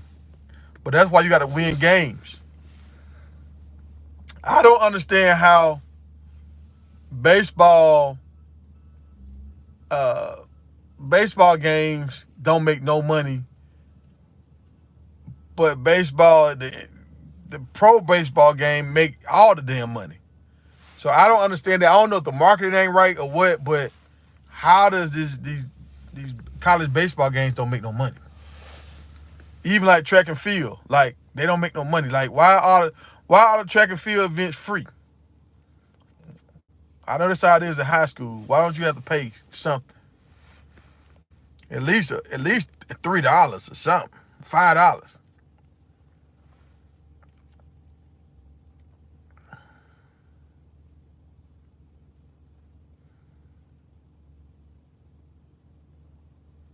No, they ain't get Harrison with no 4th pick, dog.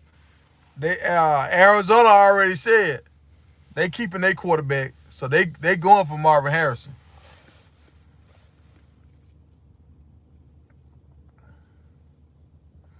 The Bears better pick Harrison. The only thing the Bears can do is trade down to the 2nd pick. I wouldn't trust nothing else.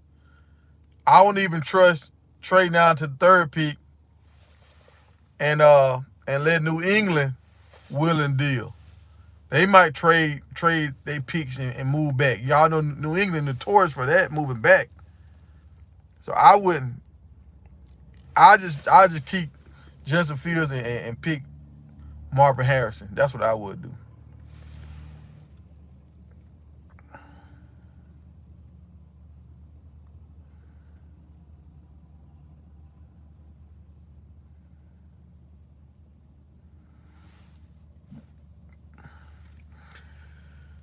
Man, they say high school players are under attack right now. They say they can't get scholarships like back before, like way back in the day. I feel like it's because of that COVID year. I feel like after this year right here, everything is gonna pan out because all these guys like Shiloh, they was part of that COVID year guys that could stay an extra year. So I think after this year, everything gonna smooth out a little bit. Uh,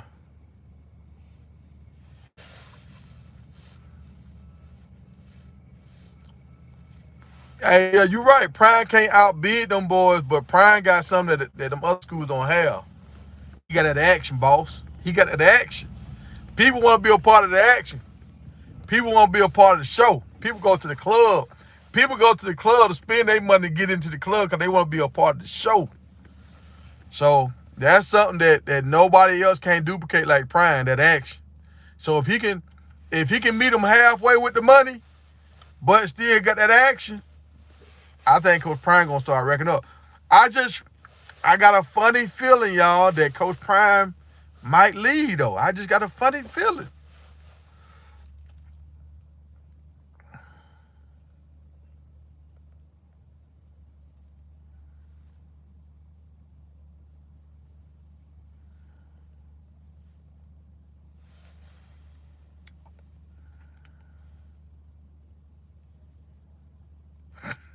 Y'all tripping, man. Y'all tripping.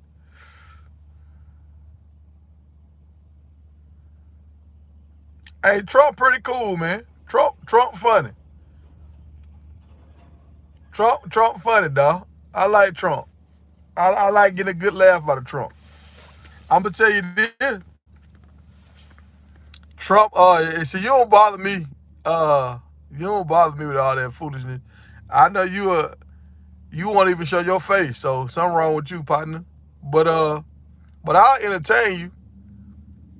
Trump, the first time black folks actually got paid, Trump was in office. When people could get money and stuff, loans and all that kind of stuff, Trump was in office. So it is what it is, man. Everybody got they flaws, but he ain't gonna help my YouTube channel grow, so I don't care.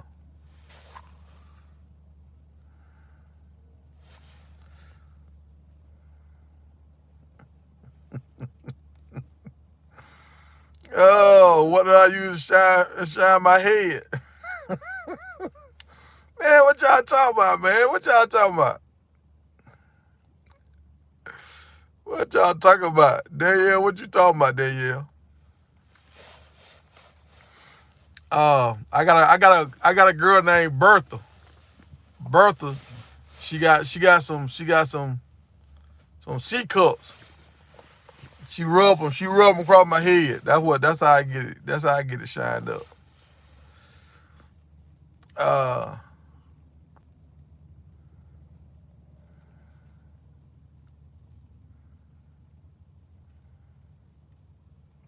and you right. I got I know a young lady right now. I got a son that play basketball, uh, football, and he play baseball. And I'm trying to tell her, like, look, you got to market this dude. You got to market him because he played multiple sports. He's very athletic. That's going to translate over on the next level. So hopefully she picking it up.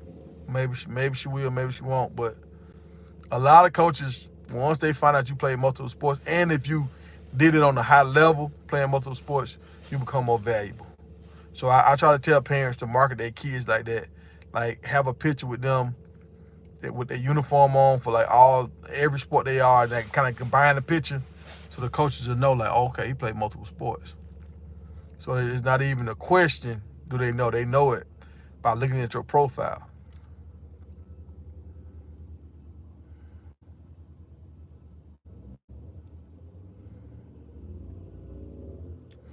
I kind of feel the same way, Smith.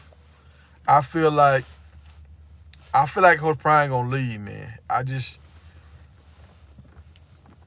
feel like Coach Prime. It's kind of like, you know, when the president or somebody's doing a movie run, where they doing their little media run, or when these politicians, they on, I forgot what it's called, man. When they going to city to city doing their little tour and trying to get everybody riled up and hype. They make it seem like they love wherever they at. They love it here. Oh, Alabama, this great state of Alabama. Oh, we Illinois, there's great people in Illinois, and they just say little catchy stuff to get the crowd behind them, riled up, to make people feel good about their situation, make them feel great about their place where they stay at. I feel like that's what Coach Prime is doing. He's just, but I don't think his heart is in Colorado. I think Colorado gave him, he been professional. Colorado gave him a great opportunity. He's gonna take advantage of his opportunity. And I think he's gonna put Colorado in a better position, while simultaneously he's putting himself in a better position. And then once an opportunity comes, I think he's gonna take it.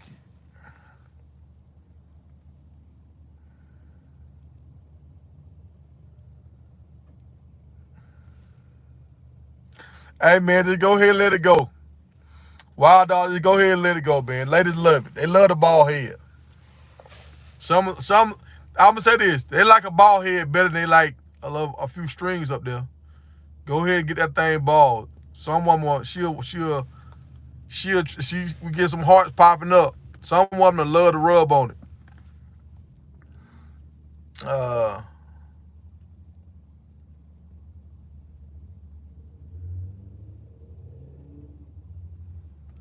um,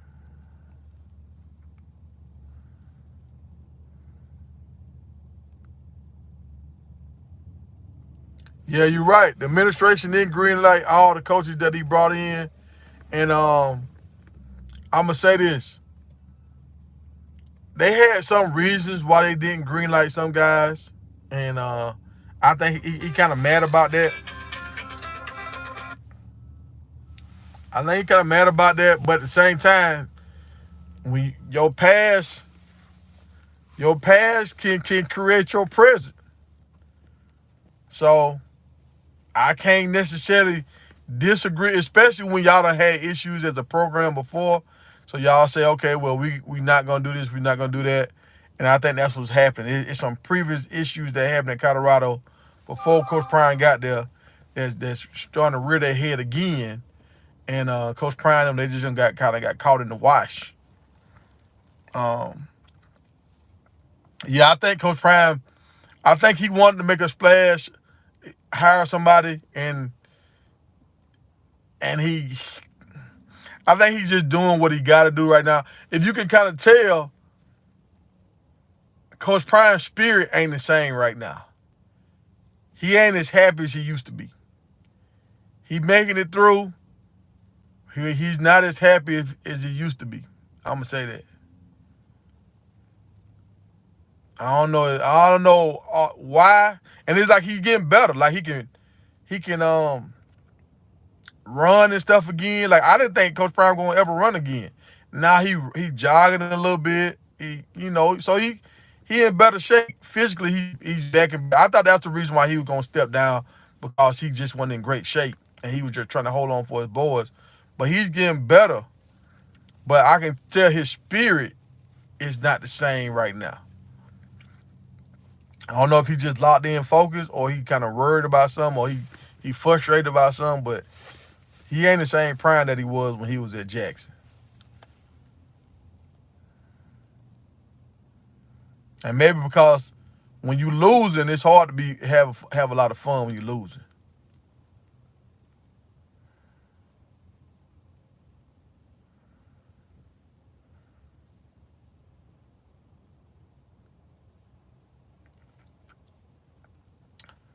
Um,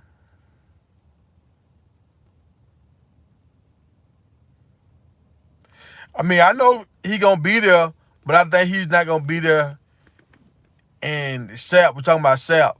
Sap is gonna be on the team next year, but I don't think he's gonna be in the position that he wanted to be. But they're gonna try to create it. They kind of come into a happy because I think some people in Colorado upper was start realizing that okay, Coach Prime wanted this, we shut this down. He wanted this, we shut this down. Okay, we keep shutting down a lot of stuff.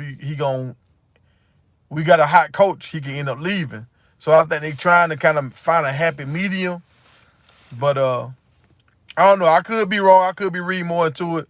But I don't see the same happiness in Coach Prime eye right now. Maybe he's so focused that he's trying to get everything right for next year. But he's not as happy as he was his last year when he was at Jackson. He was happy. Even though he was going through foolishness at Jackson, he was still happy. Mm.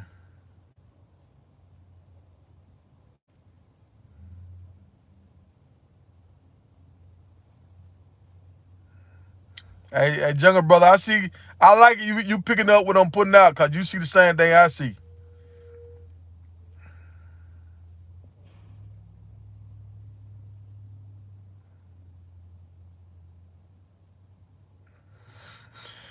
I mean, I'm going to say this right here, y'all.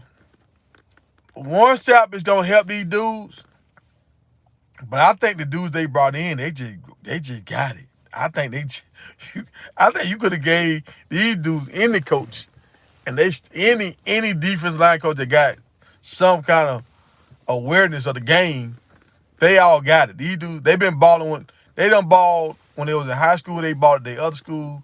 So you think they gonna come to Colorado and not ball? Shit. Now it's finna be more of them, so they can take pressure off each other. They finna ball. I feel like they finna really put on the show.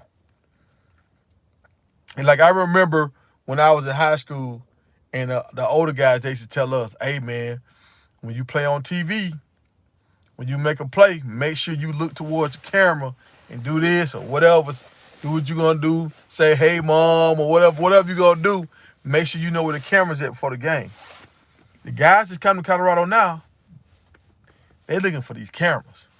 They trying to be seen because the schools they was at, they was getting overlooked. They probably didn't have a good high draft grade because they was undersized. And so I think now they finna come try to put on the show.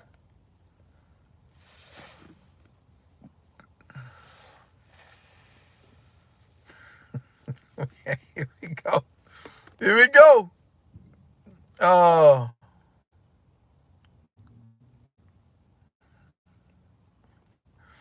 well, I'm gonna put some stuff on my head next time. And my haircut like 5 days old. I'm gonna put some stuff on my head. I'm gonna put some glistening stuff on my head next time, where y'all can get the full effect of the greatness. Uh,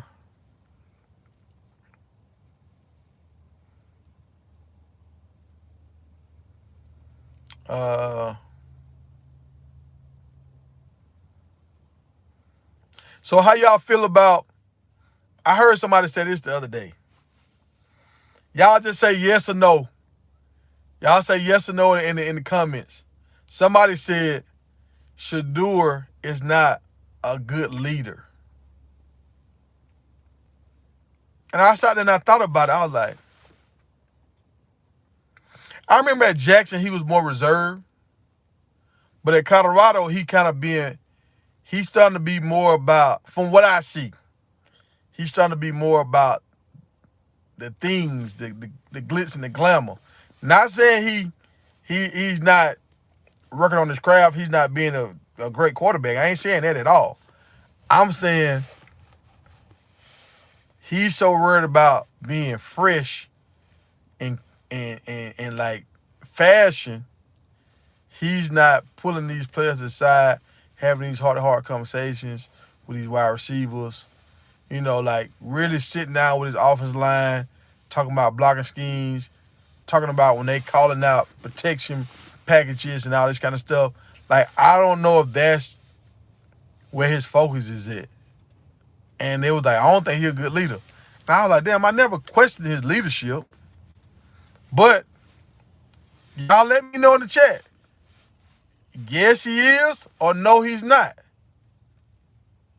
The one time I seen Shadur be a good leader, when Travis got hit that time, he took responsibility and he stepped up. But he's just not doing stuff that's wild. He's not being immature. So I can't say he's a bad leader. So that was a conversation we was having the other day. I was like, I feel like he's a leader.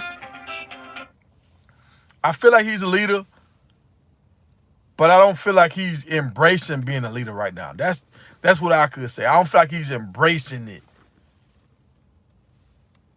Like, I don't like how Coach Prime is walking around looking with that look of concern. Shadur just like, man, where my jeweler at, man? Where is bling at? Yeah, he is helping in recruiting. He doing that. That's true. He's doing that.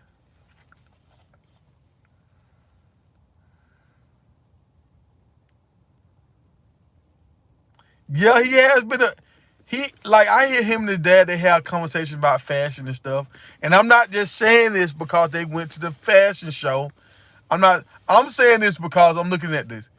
Like, when I see Shadur now, what I see the most is he got some shoes in his hand. He got some jewelry in his hand. Like, I don't see him talking about football. And yeah, we're not around him all day long. But when I see the little clips, I see merchandise. Like, okay, y'all remember the game? The game when they was up and he was selling product online and they ended up losing the game? That's what I'm saying. Like, I don't know if he did that or his other people did that, but they're talking about that. They're talking about, hey, selling this product, this merch. We're trying to move merch. What's fire? This nicer than that. Like, and that's him and Jordan thing. They big on that stuff. They big on designer, blah, blah, blah.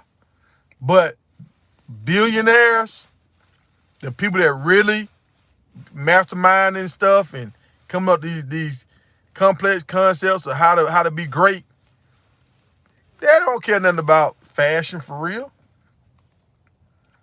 They don't really care about it. They so focused on the plan at hand, they just have on a regular shirt, walking in the room with a regular shirt. So, like Tom Brady.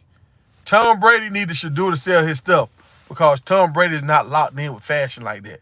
Tom Brady could easily be a fashion guy. He looked like a damn model. But he was so locked in on football, he couldn't promote his own brand. Tom Brady and Giselle could have promoted his brand like crazy if he focused on that. Y'all understand what I'm saying?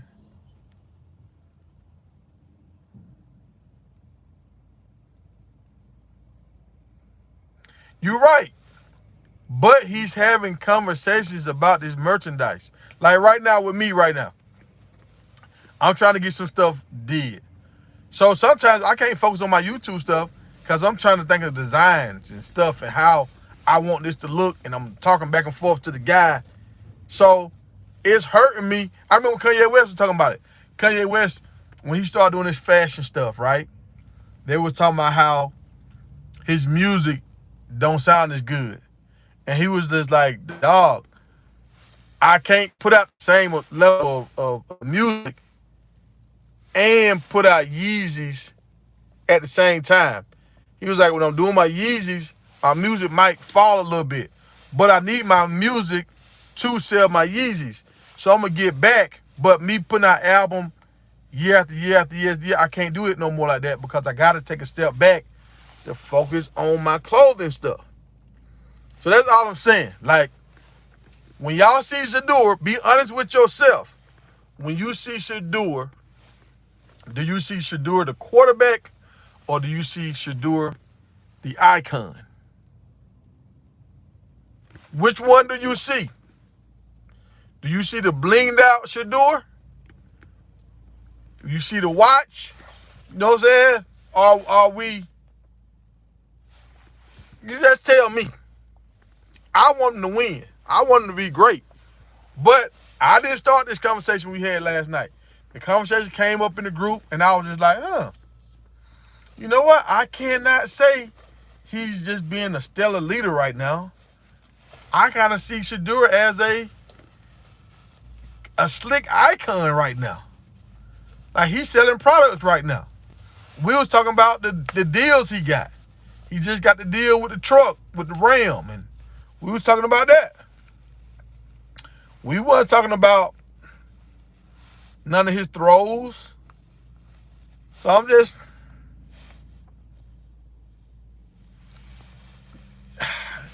No, Prime didn't do both, dog. Well, Prime did football and baseball. Prime didn't start being a promoter.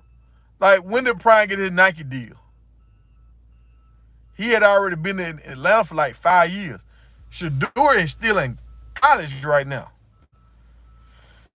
So Prime had already became who he was going to be. Then he started doing... Now, look, I'm not saying he can't do both. I'm not saying that. I'm just saying, what do y'all see the most? Are y'all seeing Shadur be a quarterback the most? Or y'all seeing Shadur promote products the most? Right now, I had to raise my hand. I'm going to say he's a promoter right now. He's a promoter.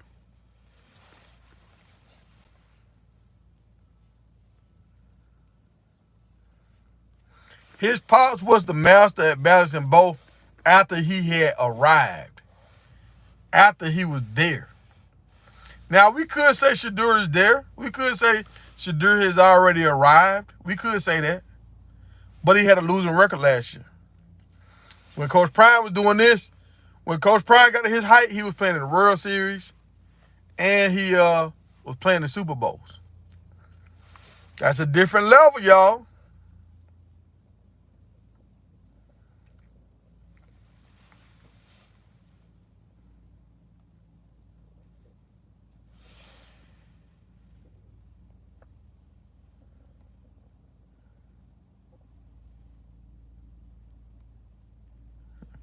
See, Jugger brother, we rocking with each other. He say right now it's the bling. That's why he can't watch. He trying to rhyme on here. It's the bling. That's why he can't watch the spring. You know what I'm saying? He can't watch the spring game.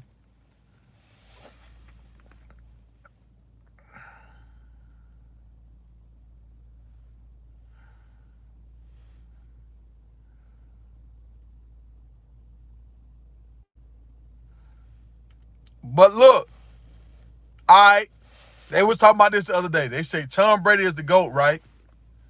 But if Pat Mahomes win one more Super Bowl, now they're going to start saying Pat Mahomes could be the GOAT. Now you're going to have a real GOAT debate, right? But the difference is with Pat Mahomes, and this is what Ted Bruschi said. He played on the team with Tom Brady. He said at the beginning, Tom Brady was not winning the Super Bowls. It was the defense and the running game. Tom Brady just wasn't messing it up. Now, I'm not going to say over the course of the season he didn't put him in position to win games, but those first Super Bowl games, he did not go out there and just win the game. If you go look at these Chiefs games, Patrick Mahomes is willing his team to win. He's willing his team to win. I'm not saying he's doing it all by himself, but everybody thought when Tyreek Hill left, the offense going to suffer. And the offense did suffer. This year they had almost like the most drops in the league. It got so bad where they told one dude don't even come to play in the Super Bowl game. That's how bad it got.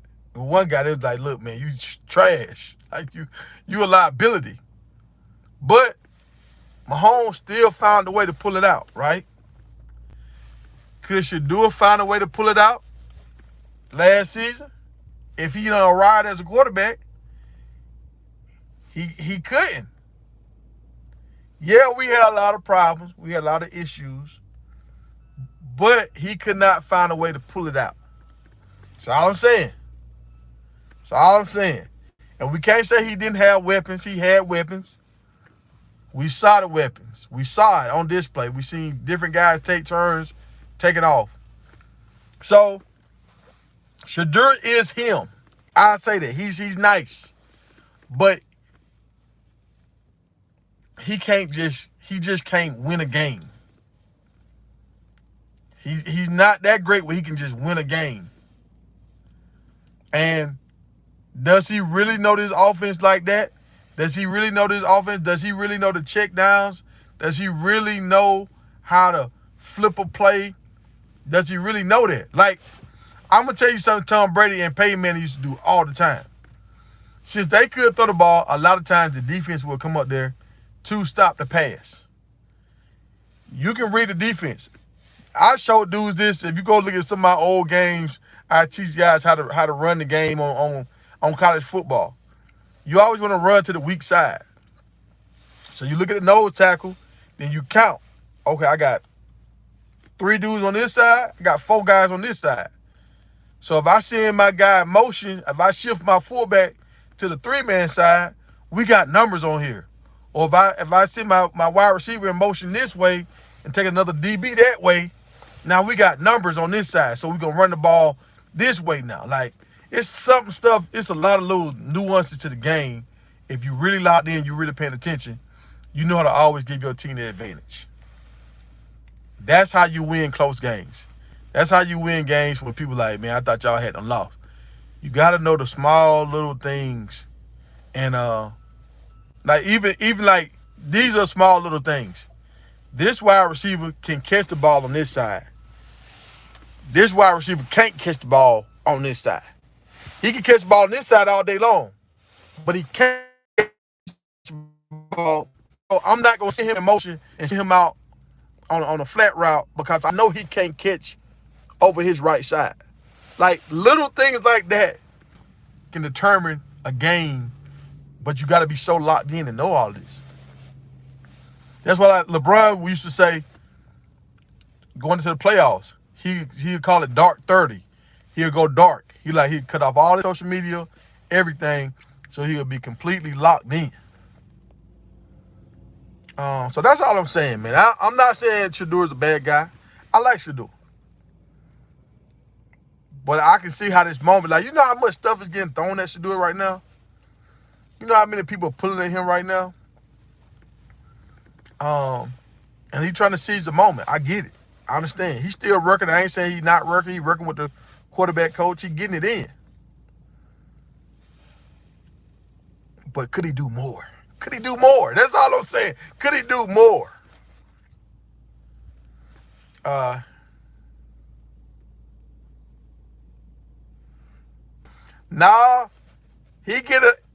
I'm not gonna go with you on that, Hart.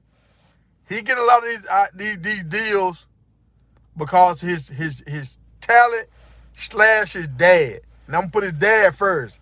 His dad / his hold on. His dad / well-off media / his talent. Because you can't tell me the quarterback from Washington, he should have had all the praise Shadur is getting. Last year and this year, Mahomes should got way more praise when he was in college. They didn't get the same kind of praise because they didn't have a spotlight on him. And the thing about Penix, he had spotlight. Shadur just outshined his spotlight because of well-off media and because his dad. Like, I can't sit there and say Shadur just 2 times better than Penix. But Penix didn't get the deals that Shadur got. Hell, Shadur was getting more pub than Williams. And if Williams and Shadur was coming out this year in the draft, they would get a nod to Williams. They wouldn't say, so, not trying to put Shadur down at all. I'm just saying Shadur has a perfect setup from his dad, well-off media, and his talent to be, you know what I'm saying, in another world. and you can get caught up in this other world and miss the little things and what got you here. That's all we saying. That's all we saying. That's all.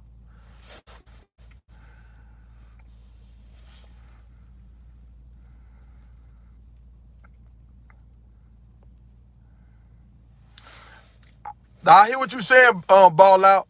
It's the off season, but it's the off season when y'all didn't end up 500.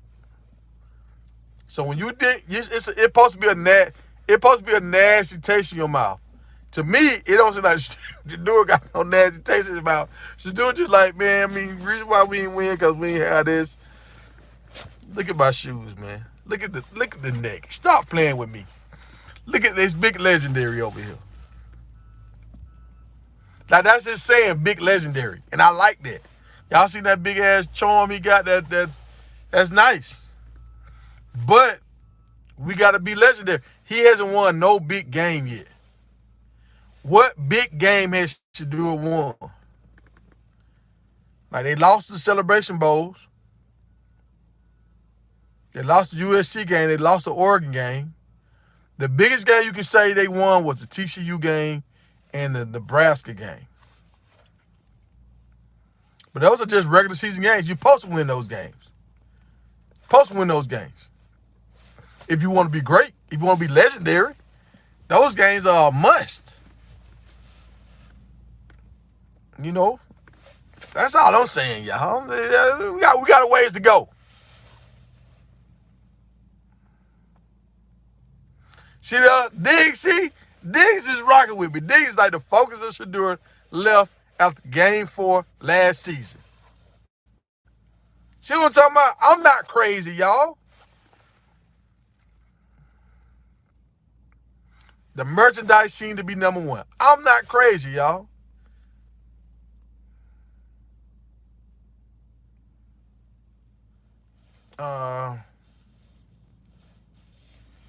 Like getting that car. He didn't need that car. He didn't need that Rolls Royce. He didn't need that. Honestly, God, true. He did not need that car. I'm not hating on the car. You in college. You don't need that car. You could put that money on something else. But it's your life. You do what you want to do with it. Do what you want to do with it.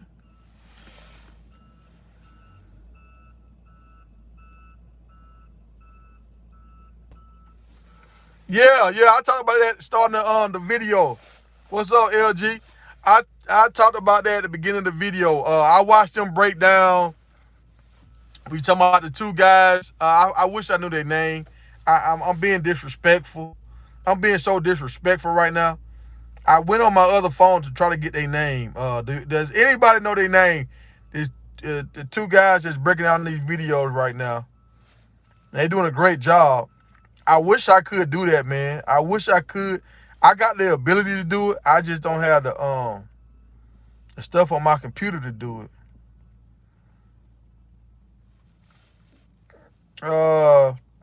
And I'm being lazy. It's my fault. I should have been did all that.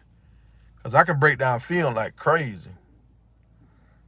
I'm trying to go back to my history because I watched one of their videos yesterday. But yeah, I saw the breakdown when they was talking about Lajohntay Western, and I seen the breakdown when they did Eric. I think the first time I seen when they did Eric Brantley, his video. And they do a real good job of breaking stuff down. Like I love it.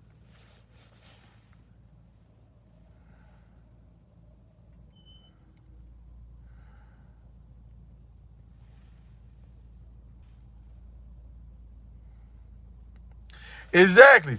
So if Shadur, okay, so let's talk about this now. And I'm trying to do two things at once, but if Shadur has a jury sponsorship, I understand that, right? But he got that sponsorship from doing football, right? That's how he got the sponsorship, because he excelled in football. If you don't make football the main thing, you don't keep the main thing, these secondary things, you can't lose them. I'm not saying it was wrong what he did. I'm not saying it at all. But the second thing you said, Shadur has a Mercedes sponsorship. You're right. But what have we been talking about on this phone right now? We've been talking about him doing driving in the Rolls Royce. If you got a Mercedes already, free of charge, they paying you to do this. They give you a luxury to drive their cars. A lot of people would love to drive a Mercedes, but you still wouldn't got a Rolls Royce. So you got a Rolls Royce, a Mercedes, and now you got a truck. Why did he need that Rolls Royce? If you got a Mercedes and a truck, and he had something else too, a car he had before he got to Jackson that he already had. So, but right now, let's just keep it a buck. If you got a Mercedes for free and a truck for free, why do you need a Rolls Royce?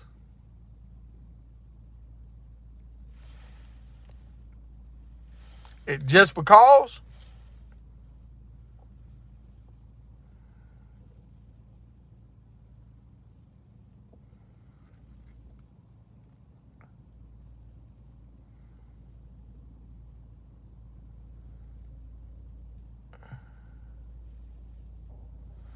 Yeah, you're right. Prime had a mama mentality before Kobe. Yeah, he had that the prime effect, but Prime was serious now. Uh,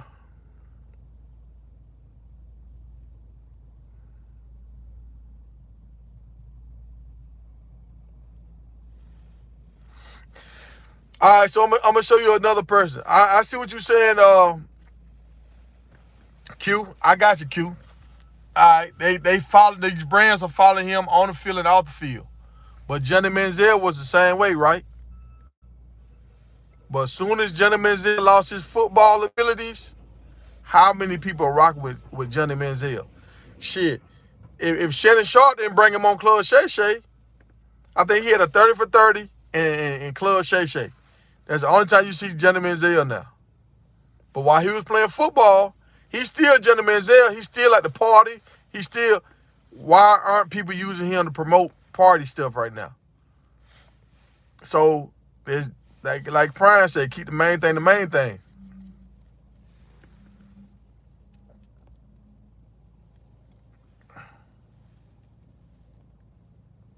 What's up, 4K? Uh,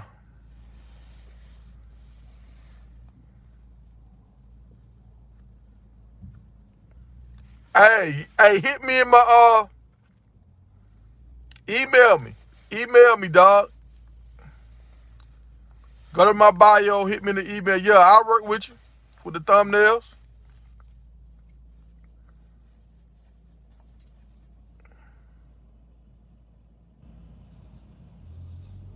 I want to see some of your work first, though, But yeah, I need somebody because sometimes, man, trying to come up with thumbnails, it take me like an hour trying to come up with a thumbnail. But yeah, hit me in the email.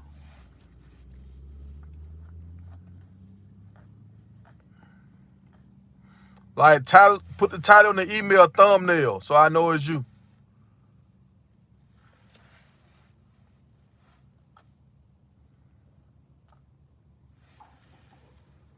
Look, I'm really not bald. I just choose not to let my hair grow. Ladies love it.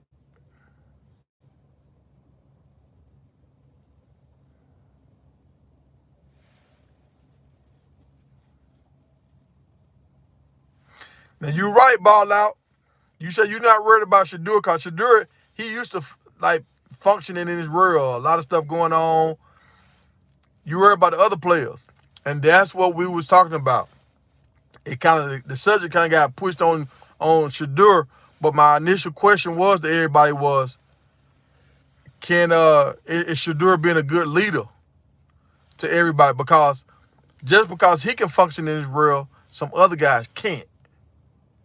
And by him moving the way he moved, these other kids gonna try to move like him, and they ain't ready for it. They ain't locked in. They ain't been through they ain't put in all the work. So that's what we was talking about. Is he being a better leader? Is he being a good leader right now, or is he just being like a fun guy right now? You know, is he being a Johnny Manziel right now? And when we had the Johnny Manziel conversation, I learned something that I didn't know. If y'all remember back in the day when Johnny Manziel was doing all that stuff, having fun, going to all these different places, the way Johnny Manziel was able to get away with this, and we thought his parents had all this money.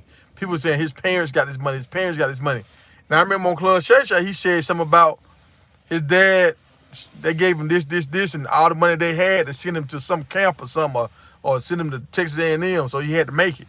So I'm like, hold on. He was saying his dad was missing a lot of his games because his dad was working all the time. I'm like, hold on. I thought Johnny Manziel I thought their parents had money.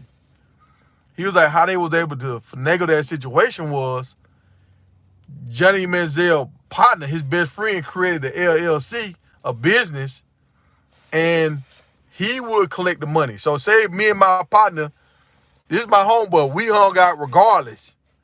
Now, if I'm going somewhere to sign some autographs, my partner will call him and say, hey, I'm Johnny's friend. Boom, boom, boom. We need X amount of money to show up for this signing. Pay me at this. Once the funds are in there, we'll show up. So guess who got paid? His homeboy got paid, not Johnny Manziel. The NCAA cannot fine his homeboy for getting paid. Now, if his homeboy say, I didn't pay Johnny Manziel nothing. They paid me to show up. Johnny showed up with me, signed the autographs. They paid me to show up. So it's like they paying the homeboy, they really paying Johnny. But his homeboy got the money, he spending it with Johnny. So it wasn't never you cheat me out my money, because he couldn't technically touch the money. His homeboy had to touch it. Now his homeboy can spend on Johnny however he want to spend it. So, Johnny can say, hey, look, we're going to stay here. We're going to do this. His homeboy just booked all the stuff up with Johnny money. So it wasn't we need each other to make this thing work.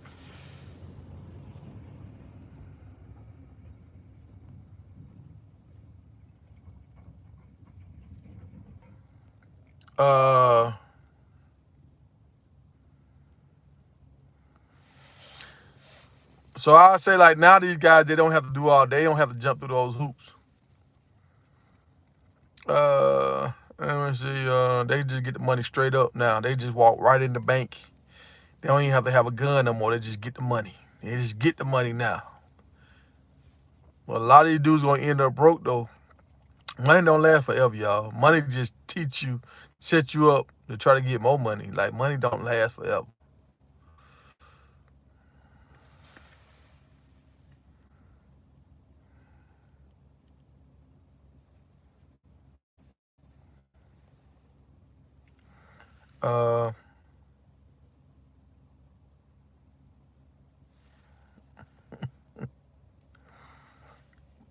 I don't know what's going on with the UFO stuff.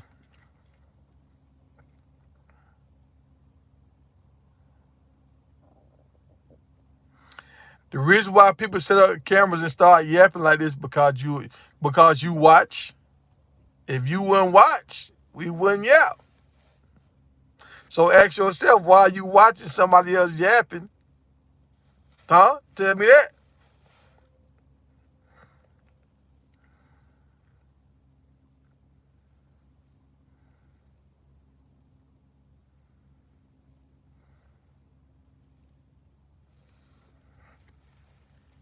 Hey, you right, Ball. Like I said, Shadur's already put in the work. He already there. So yeah, he can do a little stuff, but the conversation was about him being a leader. A leader understands, look, this little dude right here don't know. He has no clue. And even Gilbert Arenas, he came back and he said it. He was like, he advised dudes so wrongly when he was younger. He taught dudes all the wrong stuff to do instead of teaching them the right stuff to do. So I try to bring these conversations out so we can see it in real time And this might get back to Shadur. He might see it and say, I never thought about that. He might be right. Yeah, these dudes are trying to keep up with me. And they have no chance to keep up with me because I already got pops. And I got an older brother that's helping me. I didn't realize how much support I had. And these dudes trying to keep up with me don't have the same kind of support. Like, y'all remember I kept asking, I was like, why isn't the other Colorado quarterbacks working with the coach, that quarterback coach? And the reason why is because I knew this, but I was just throwing it out there. These other players don't have the money.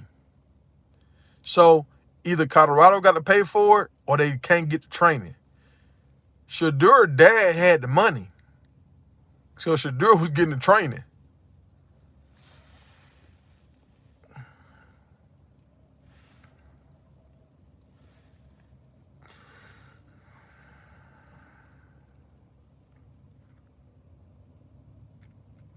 You're right. I'm glad you said that, ball out. Archie Manning is a top NIL player, and he haven't even touched the field. Like, he a top earner with the NIL, and he didn't even touch the field yet. So, but his uncles and stuff helped him. Granddad helped him get in position.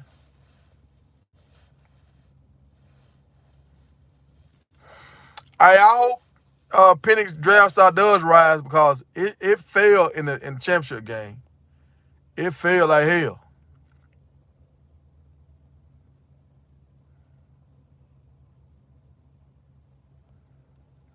I heard Daniels and Williams, they not even working out at the combine. They doing it like at their own school, so they gonna work out with their own wide receiver. So when I see guys do that, that kind of scared me a little bit. It's like they're trying to hide something. They know their coach is gonna not expose them, or they know their wide receivers gonna, it's ugh.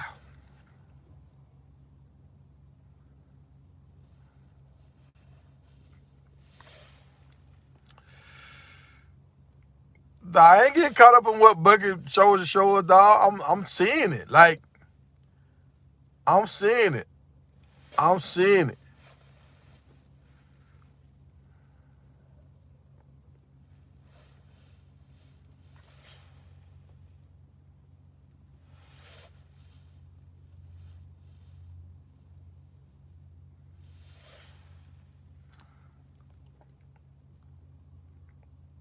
Man, the Colorado State game at home, that's not legendary for like college football. Maybe for Colorado that's legendary, but not college football.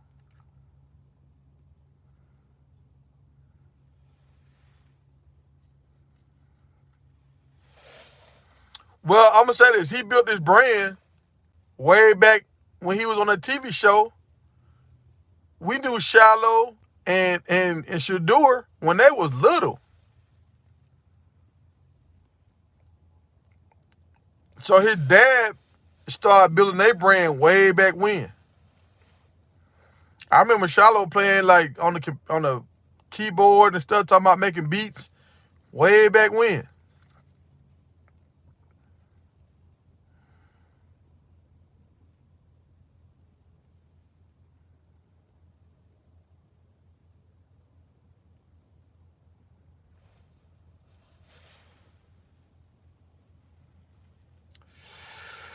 That's kind of hard with arm strength. You can't really get your arm stronger like that. You just gotta.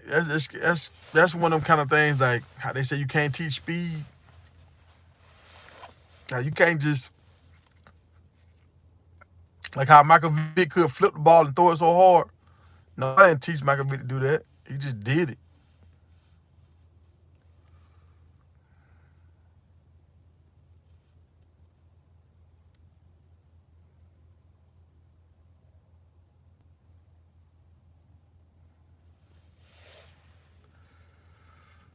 Um, Carson Beck just got a Lambo truck, and them boys gonna wish they ain't. Hey, when T-Pain said what he said, man, buy them luxury cars, that's one of the stupidest things you can ever do. I did a video about that a long time ago. I told people, I said, if you take the average Joe and you say, hey man, you know what I'm gonna do for you? I'm gonna give you a Lamborghini, a Rolls Royce, and a mansion. All thing you gotta do is pay the insurance and the taxes and the tags and stuff like that. That's all you gotta do. And keep it maintained. Like you gotta keep the maintenance up on it. You gotta keep the grass cut, manicured, and all. You gotta keep the cars cleaned out. All that. You gotta park valet when you go somewhere. You gotta park valet. The average person couldn't keep up with that just because of how much maintenance it is. The average person. So think about these top NFL players, these athletes doing this.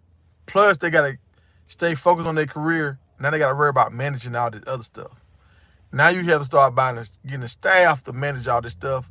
Now there's more money going out your pocket. Like you just get a regular Ford truck and a regular something nice, Jaguar or something, and keep it pushing. For these young boys, the only thing they need to do is get a Charger and get a F-150 or whatever kind of truck you decide, and just rock out.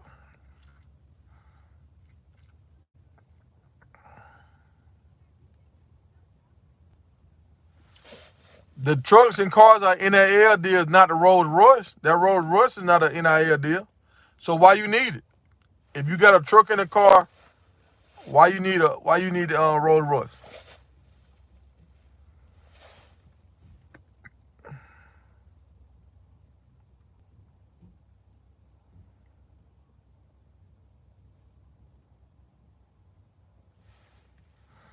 Hey, younger brother, we need to talk, man, so I can you need to shoot me your information, man, so we can talk.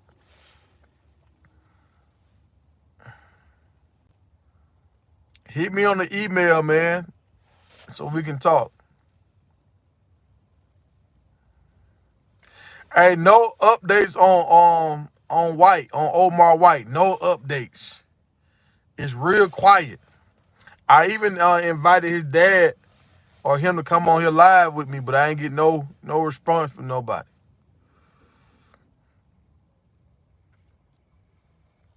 You know, this legal stuff, sometimes it don't go the way you want it to go.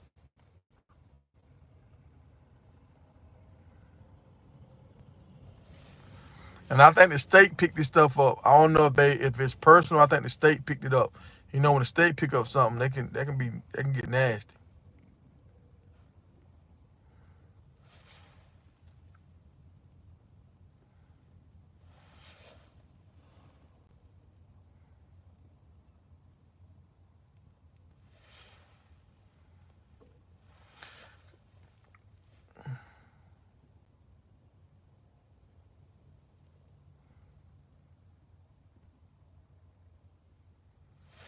Man, Shadur, Shadur, listen to what you're saying. You saying Shadur got other people to look out for. Shadur mama and sisters got a whole person they were connected to called Deion Sanders. They ain't need Shadur help to get no darn car. They did not need no help to get no car from Shadur.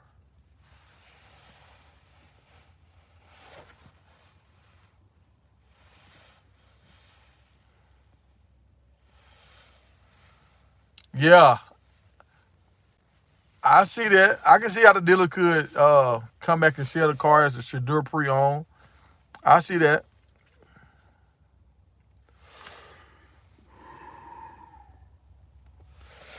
See, that's the thing. He did not come from old Texas money. You wrong. Jenny Manziel, they didn't have money like that. Jenny Manziel daddy went and asked Texas A&M. They said, look, we'll stay at Texas A&M for 2 more years if you give us $3 million. Texas A&M turned it down. And Jenny Manziel was like, look, we ain't have to have the money right then, but in case I got hurt or something, we need to have something to fall back on. So they didn't have money like that. That's the narrative that people put out, but they ain't have money like that.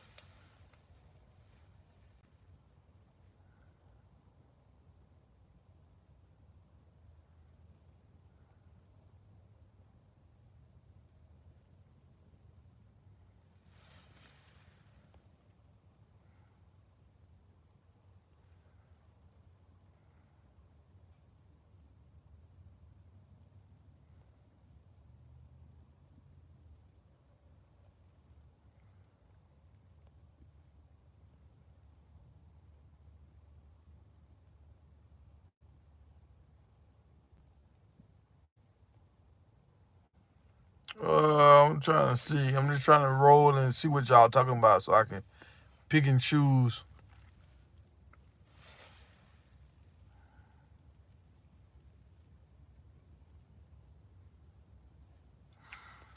I mean, Shadur kind of showing people how to secure the bag. Travis Hunter is the best example. If you want to show somebody how to secure the bag, Travis Hunter. Well, not when he buying that $50,000 ring. That ain't good. But Travis Hunter is the best example of how to secure the bag. You see how much jewelry these boys buying? That's not securing the bag. Now, if he got and we talked about this too, if he got a partnership, that's good for Shadur. But what you're feeding the culture is go buy this stuff, go buy this stuff. Some of these young kids gonna buy into that, man, and they can't afford this stuff. That's why you got cats at LSU game at the what game was that? The UCLA game stealing jewelry because they trying to be fresh and they know they have the money like that.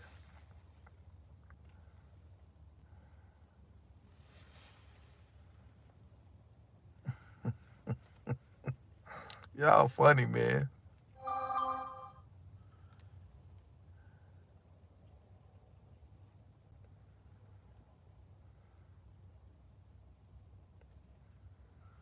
Mm.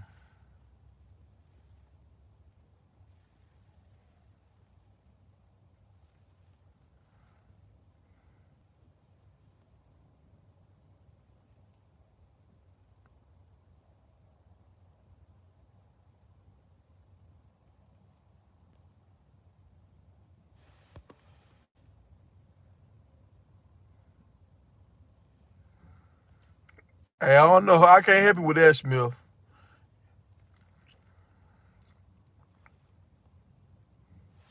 Who got a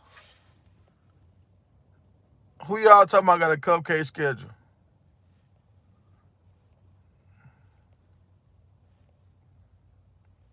Y'all talking about Colorado got a cupcake schedule? I don't know about that. Y'all, yeah, I do some of everything. I drive trucks. I'm a rancher. I'm a YouTuber. I'm trying to get into the merchandise. I'm trying to do my Shadur right now. I'm trying to do some of everything. But yeah, I drive trucks. That's the primary.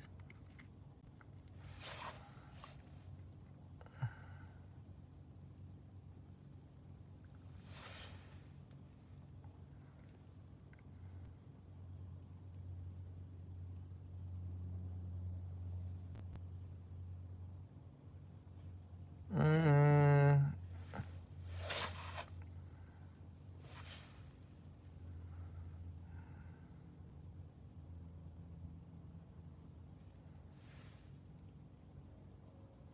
do you know any other quarterbacks in the past other than Johnny Manziel was as flamboyant as Shadur in college? Uh,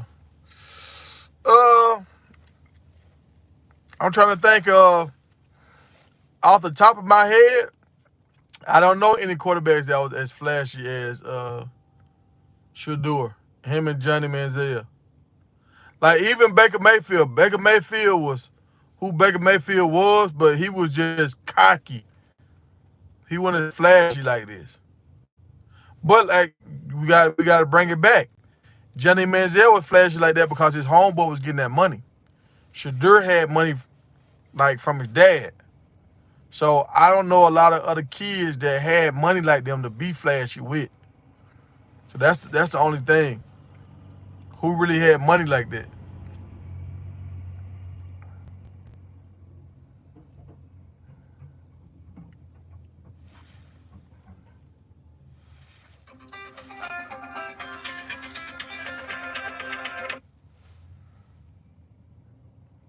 I don't know who.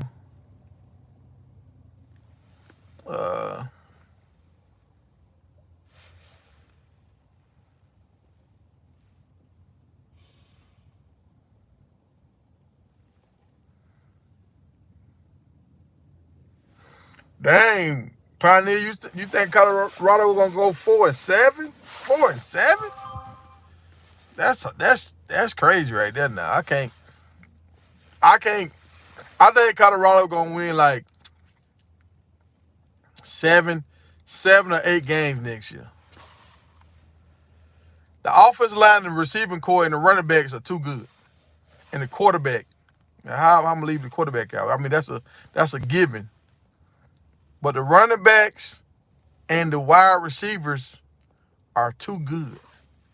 With the new revamped offensive line, and our defense is gonna be better. The defense is gonna be a lot better. Hey, I've been doing the same thing, Scotty. I've been working like crazy, man. Working like crazy. I've been going live like once a week. No, I didn't see Syracuse new football hype video. I'll check that out today. I've been wanting to do a Syracuse video. Only thing I seen about Syracuse was I know the head coach, he got recruiter of the year, and the defensive coordinator, he's on the list for like people to watch, like the top coordinators who gonna do the best job. Them are the only 2 things I've seen about Syracuse. So I'm like, damn, Syracuse kind of being real quiet right now.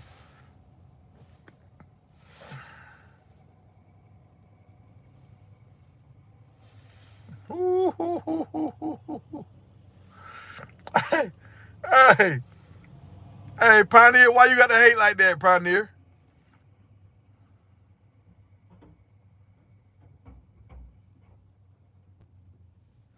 Yeah, you're right. Travis Hunter, his old lady, and that's why I feel like Travis Hunter fiance is good for him, because she's really frugal. So she making Travis be frugal because she's frugal. So I like that. I like that for Travis.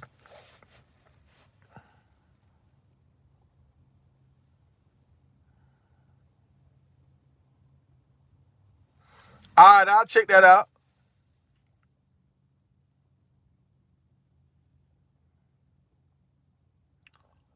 What? He kicked the leading wide receiver off the team.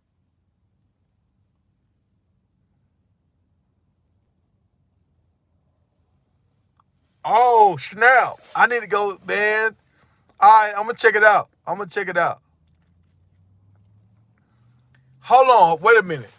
You said he kicked the leading wide receiver off the team, the one that his dad played in the NFL? Or was it another leading wide receiver? 'Cause I know that guy got hurt last year. I know he got hurt. So maybe he won the leading wide receiver last year because he got hurt. Yeah, now Syracuse does have a cupcake schedule.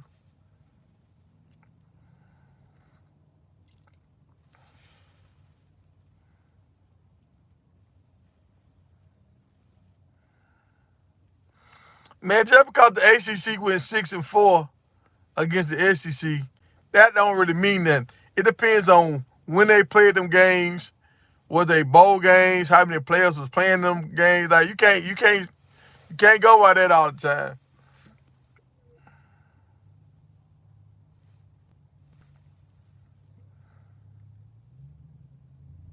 Because if you look at like how the ACC, the Florida State played against Georgia, that wasn't fair for Florida State. Florida State had a lot of guys missing that game. That wasn't a fair game. I mean, if they had all their players, I don't think they still would have won, but that wasn't a fair game.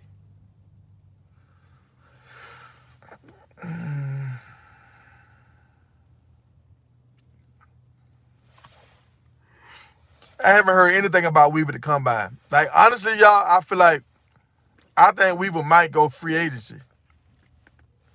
I don't think he's going to get the love that Colorado fans think he's going to get.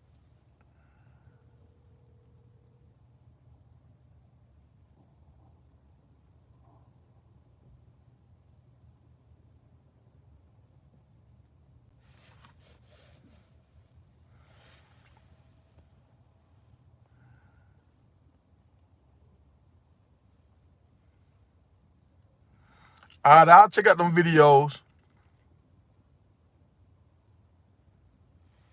Now, you got me hyped. I want to see. And see, this is the thing. This is a gift and a curse about being like Coach Prime. Everything Colorado does is I ain't gonna say everything. A lot of this stuff is publicized. It's pushed out. It's pushed out. So just like how we know about the wide receiver, he's not the star wide receiver, but we know he's off the team. Syracuse, best wide receivers off the team. I didn't even know about it. And now Slick tried to follow Syracuse, right? So Coach Prime has put us in such of a spot where we get so much spotlight, we're going to see everything. So some stuff that's a small crack, we're going to make it like it's a Grand Canyon over here at Colorado when other programs got real big problems and we're not even going to know about it because they're not being publicized.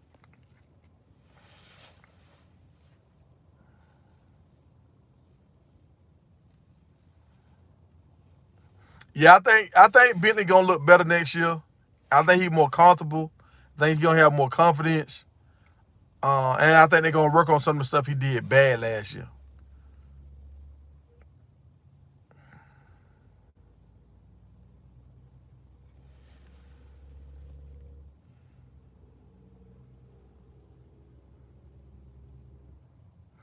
Oh yeah, being flamboyant puts a target on your back for sure.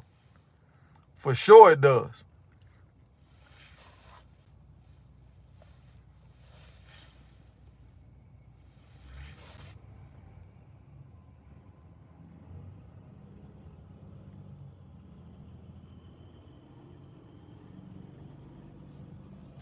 So you say those games was all regular season games? Okay, all right.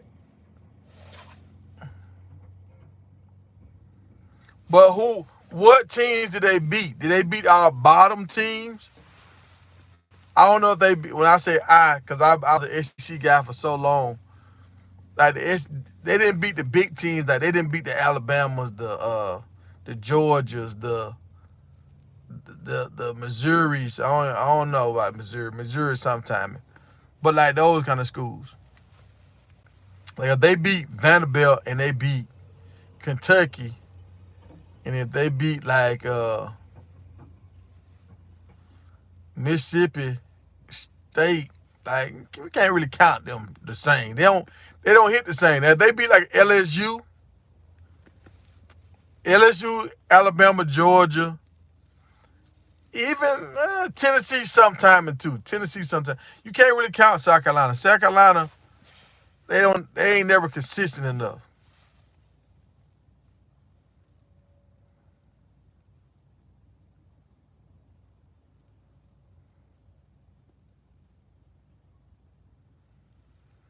Yeah, I'm gonna be fair. I'm gonna be fair, but I'm just saying, a lot of times the big dogs, the SEC teams, if they play in a bowl game and they not playing for the championship, a lot of them players done checked out. They done hit the transfer portal. They holding out to go into the draft, so they're not gonna put their best foot forward. That's all I'm saying. I'm not trying to. I'm not trying to say that the ACC is sorry, but if you just look at the talent pool from out of high school, most guys go to the SEC. The SEC and I even think the Pac, the Big Ten. I think the Big Ten got more talent than the ACC right now. Now I feel like the ACC can make a change, but since the fall of Clemson, Florida State kind of kicked it into gear. Miami haven't got really back on track again.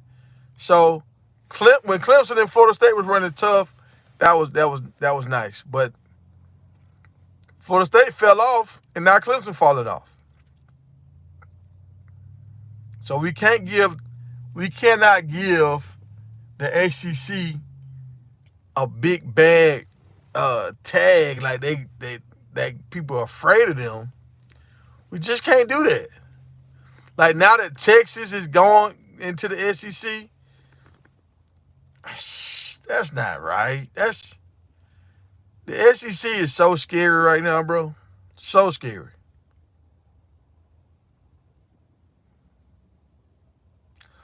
Now you're right. You're right. Florida State did beat LSU. You right. And that game went down to the wire. That was a good game. But let's be honest. LSU was not the biggest and the baddest. And Florida State was the baddest thing in y'all conference. Florida State was the baddest thing in the ACC last year. They was the biggest and the baddest. LSU wasn't the baddest. LSU was a top team, but they won the team that everybody said, okay, if you beat LSU, you run the SEC. Florida State was.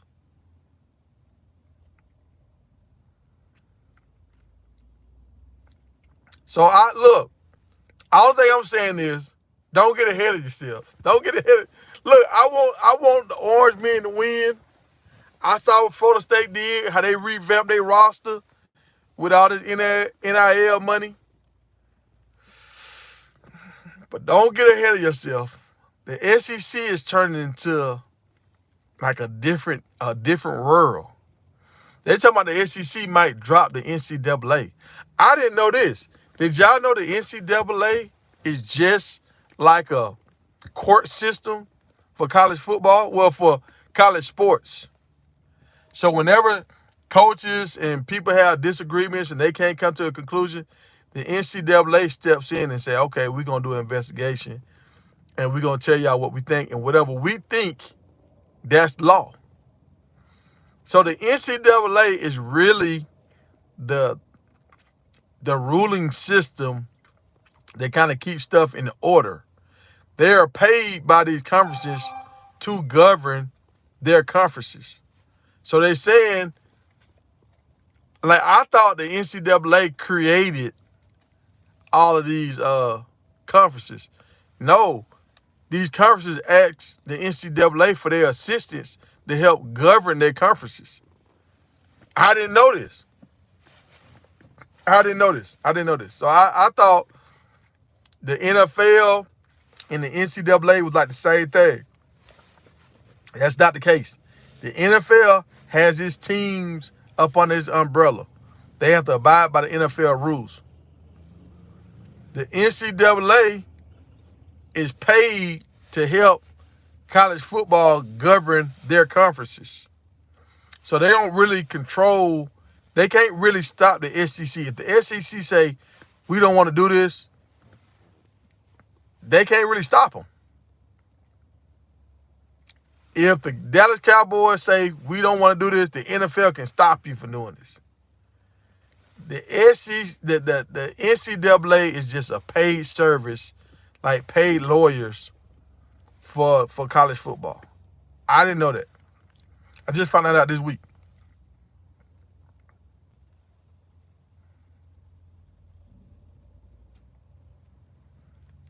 You're right. The Big Ten is running things right now. And what Ohio State did, they loaded up a little bit more. But I think that's going to be over with. I think now with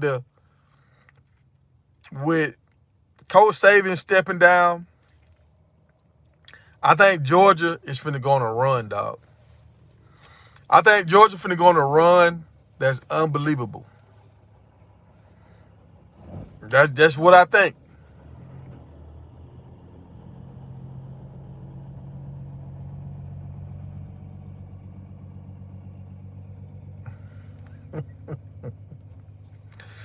But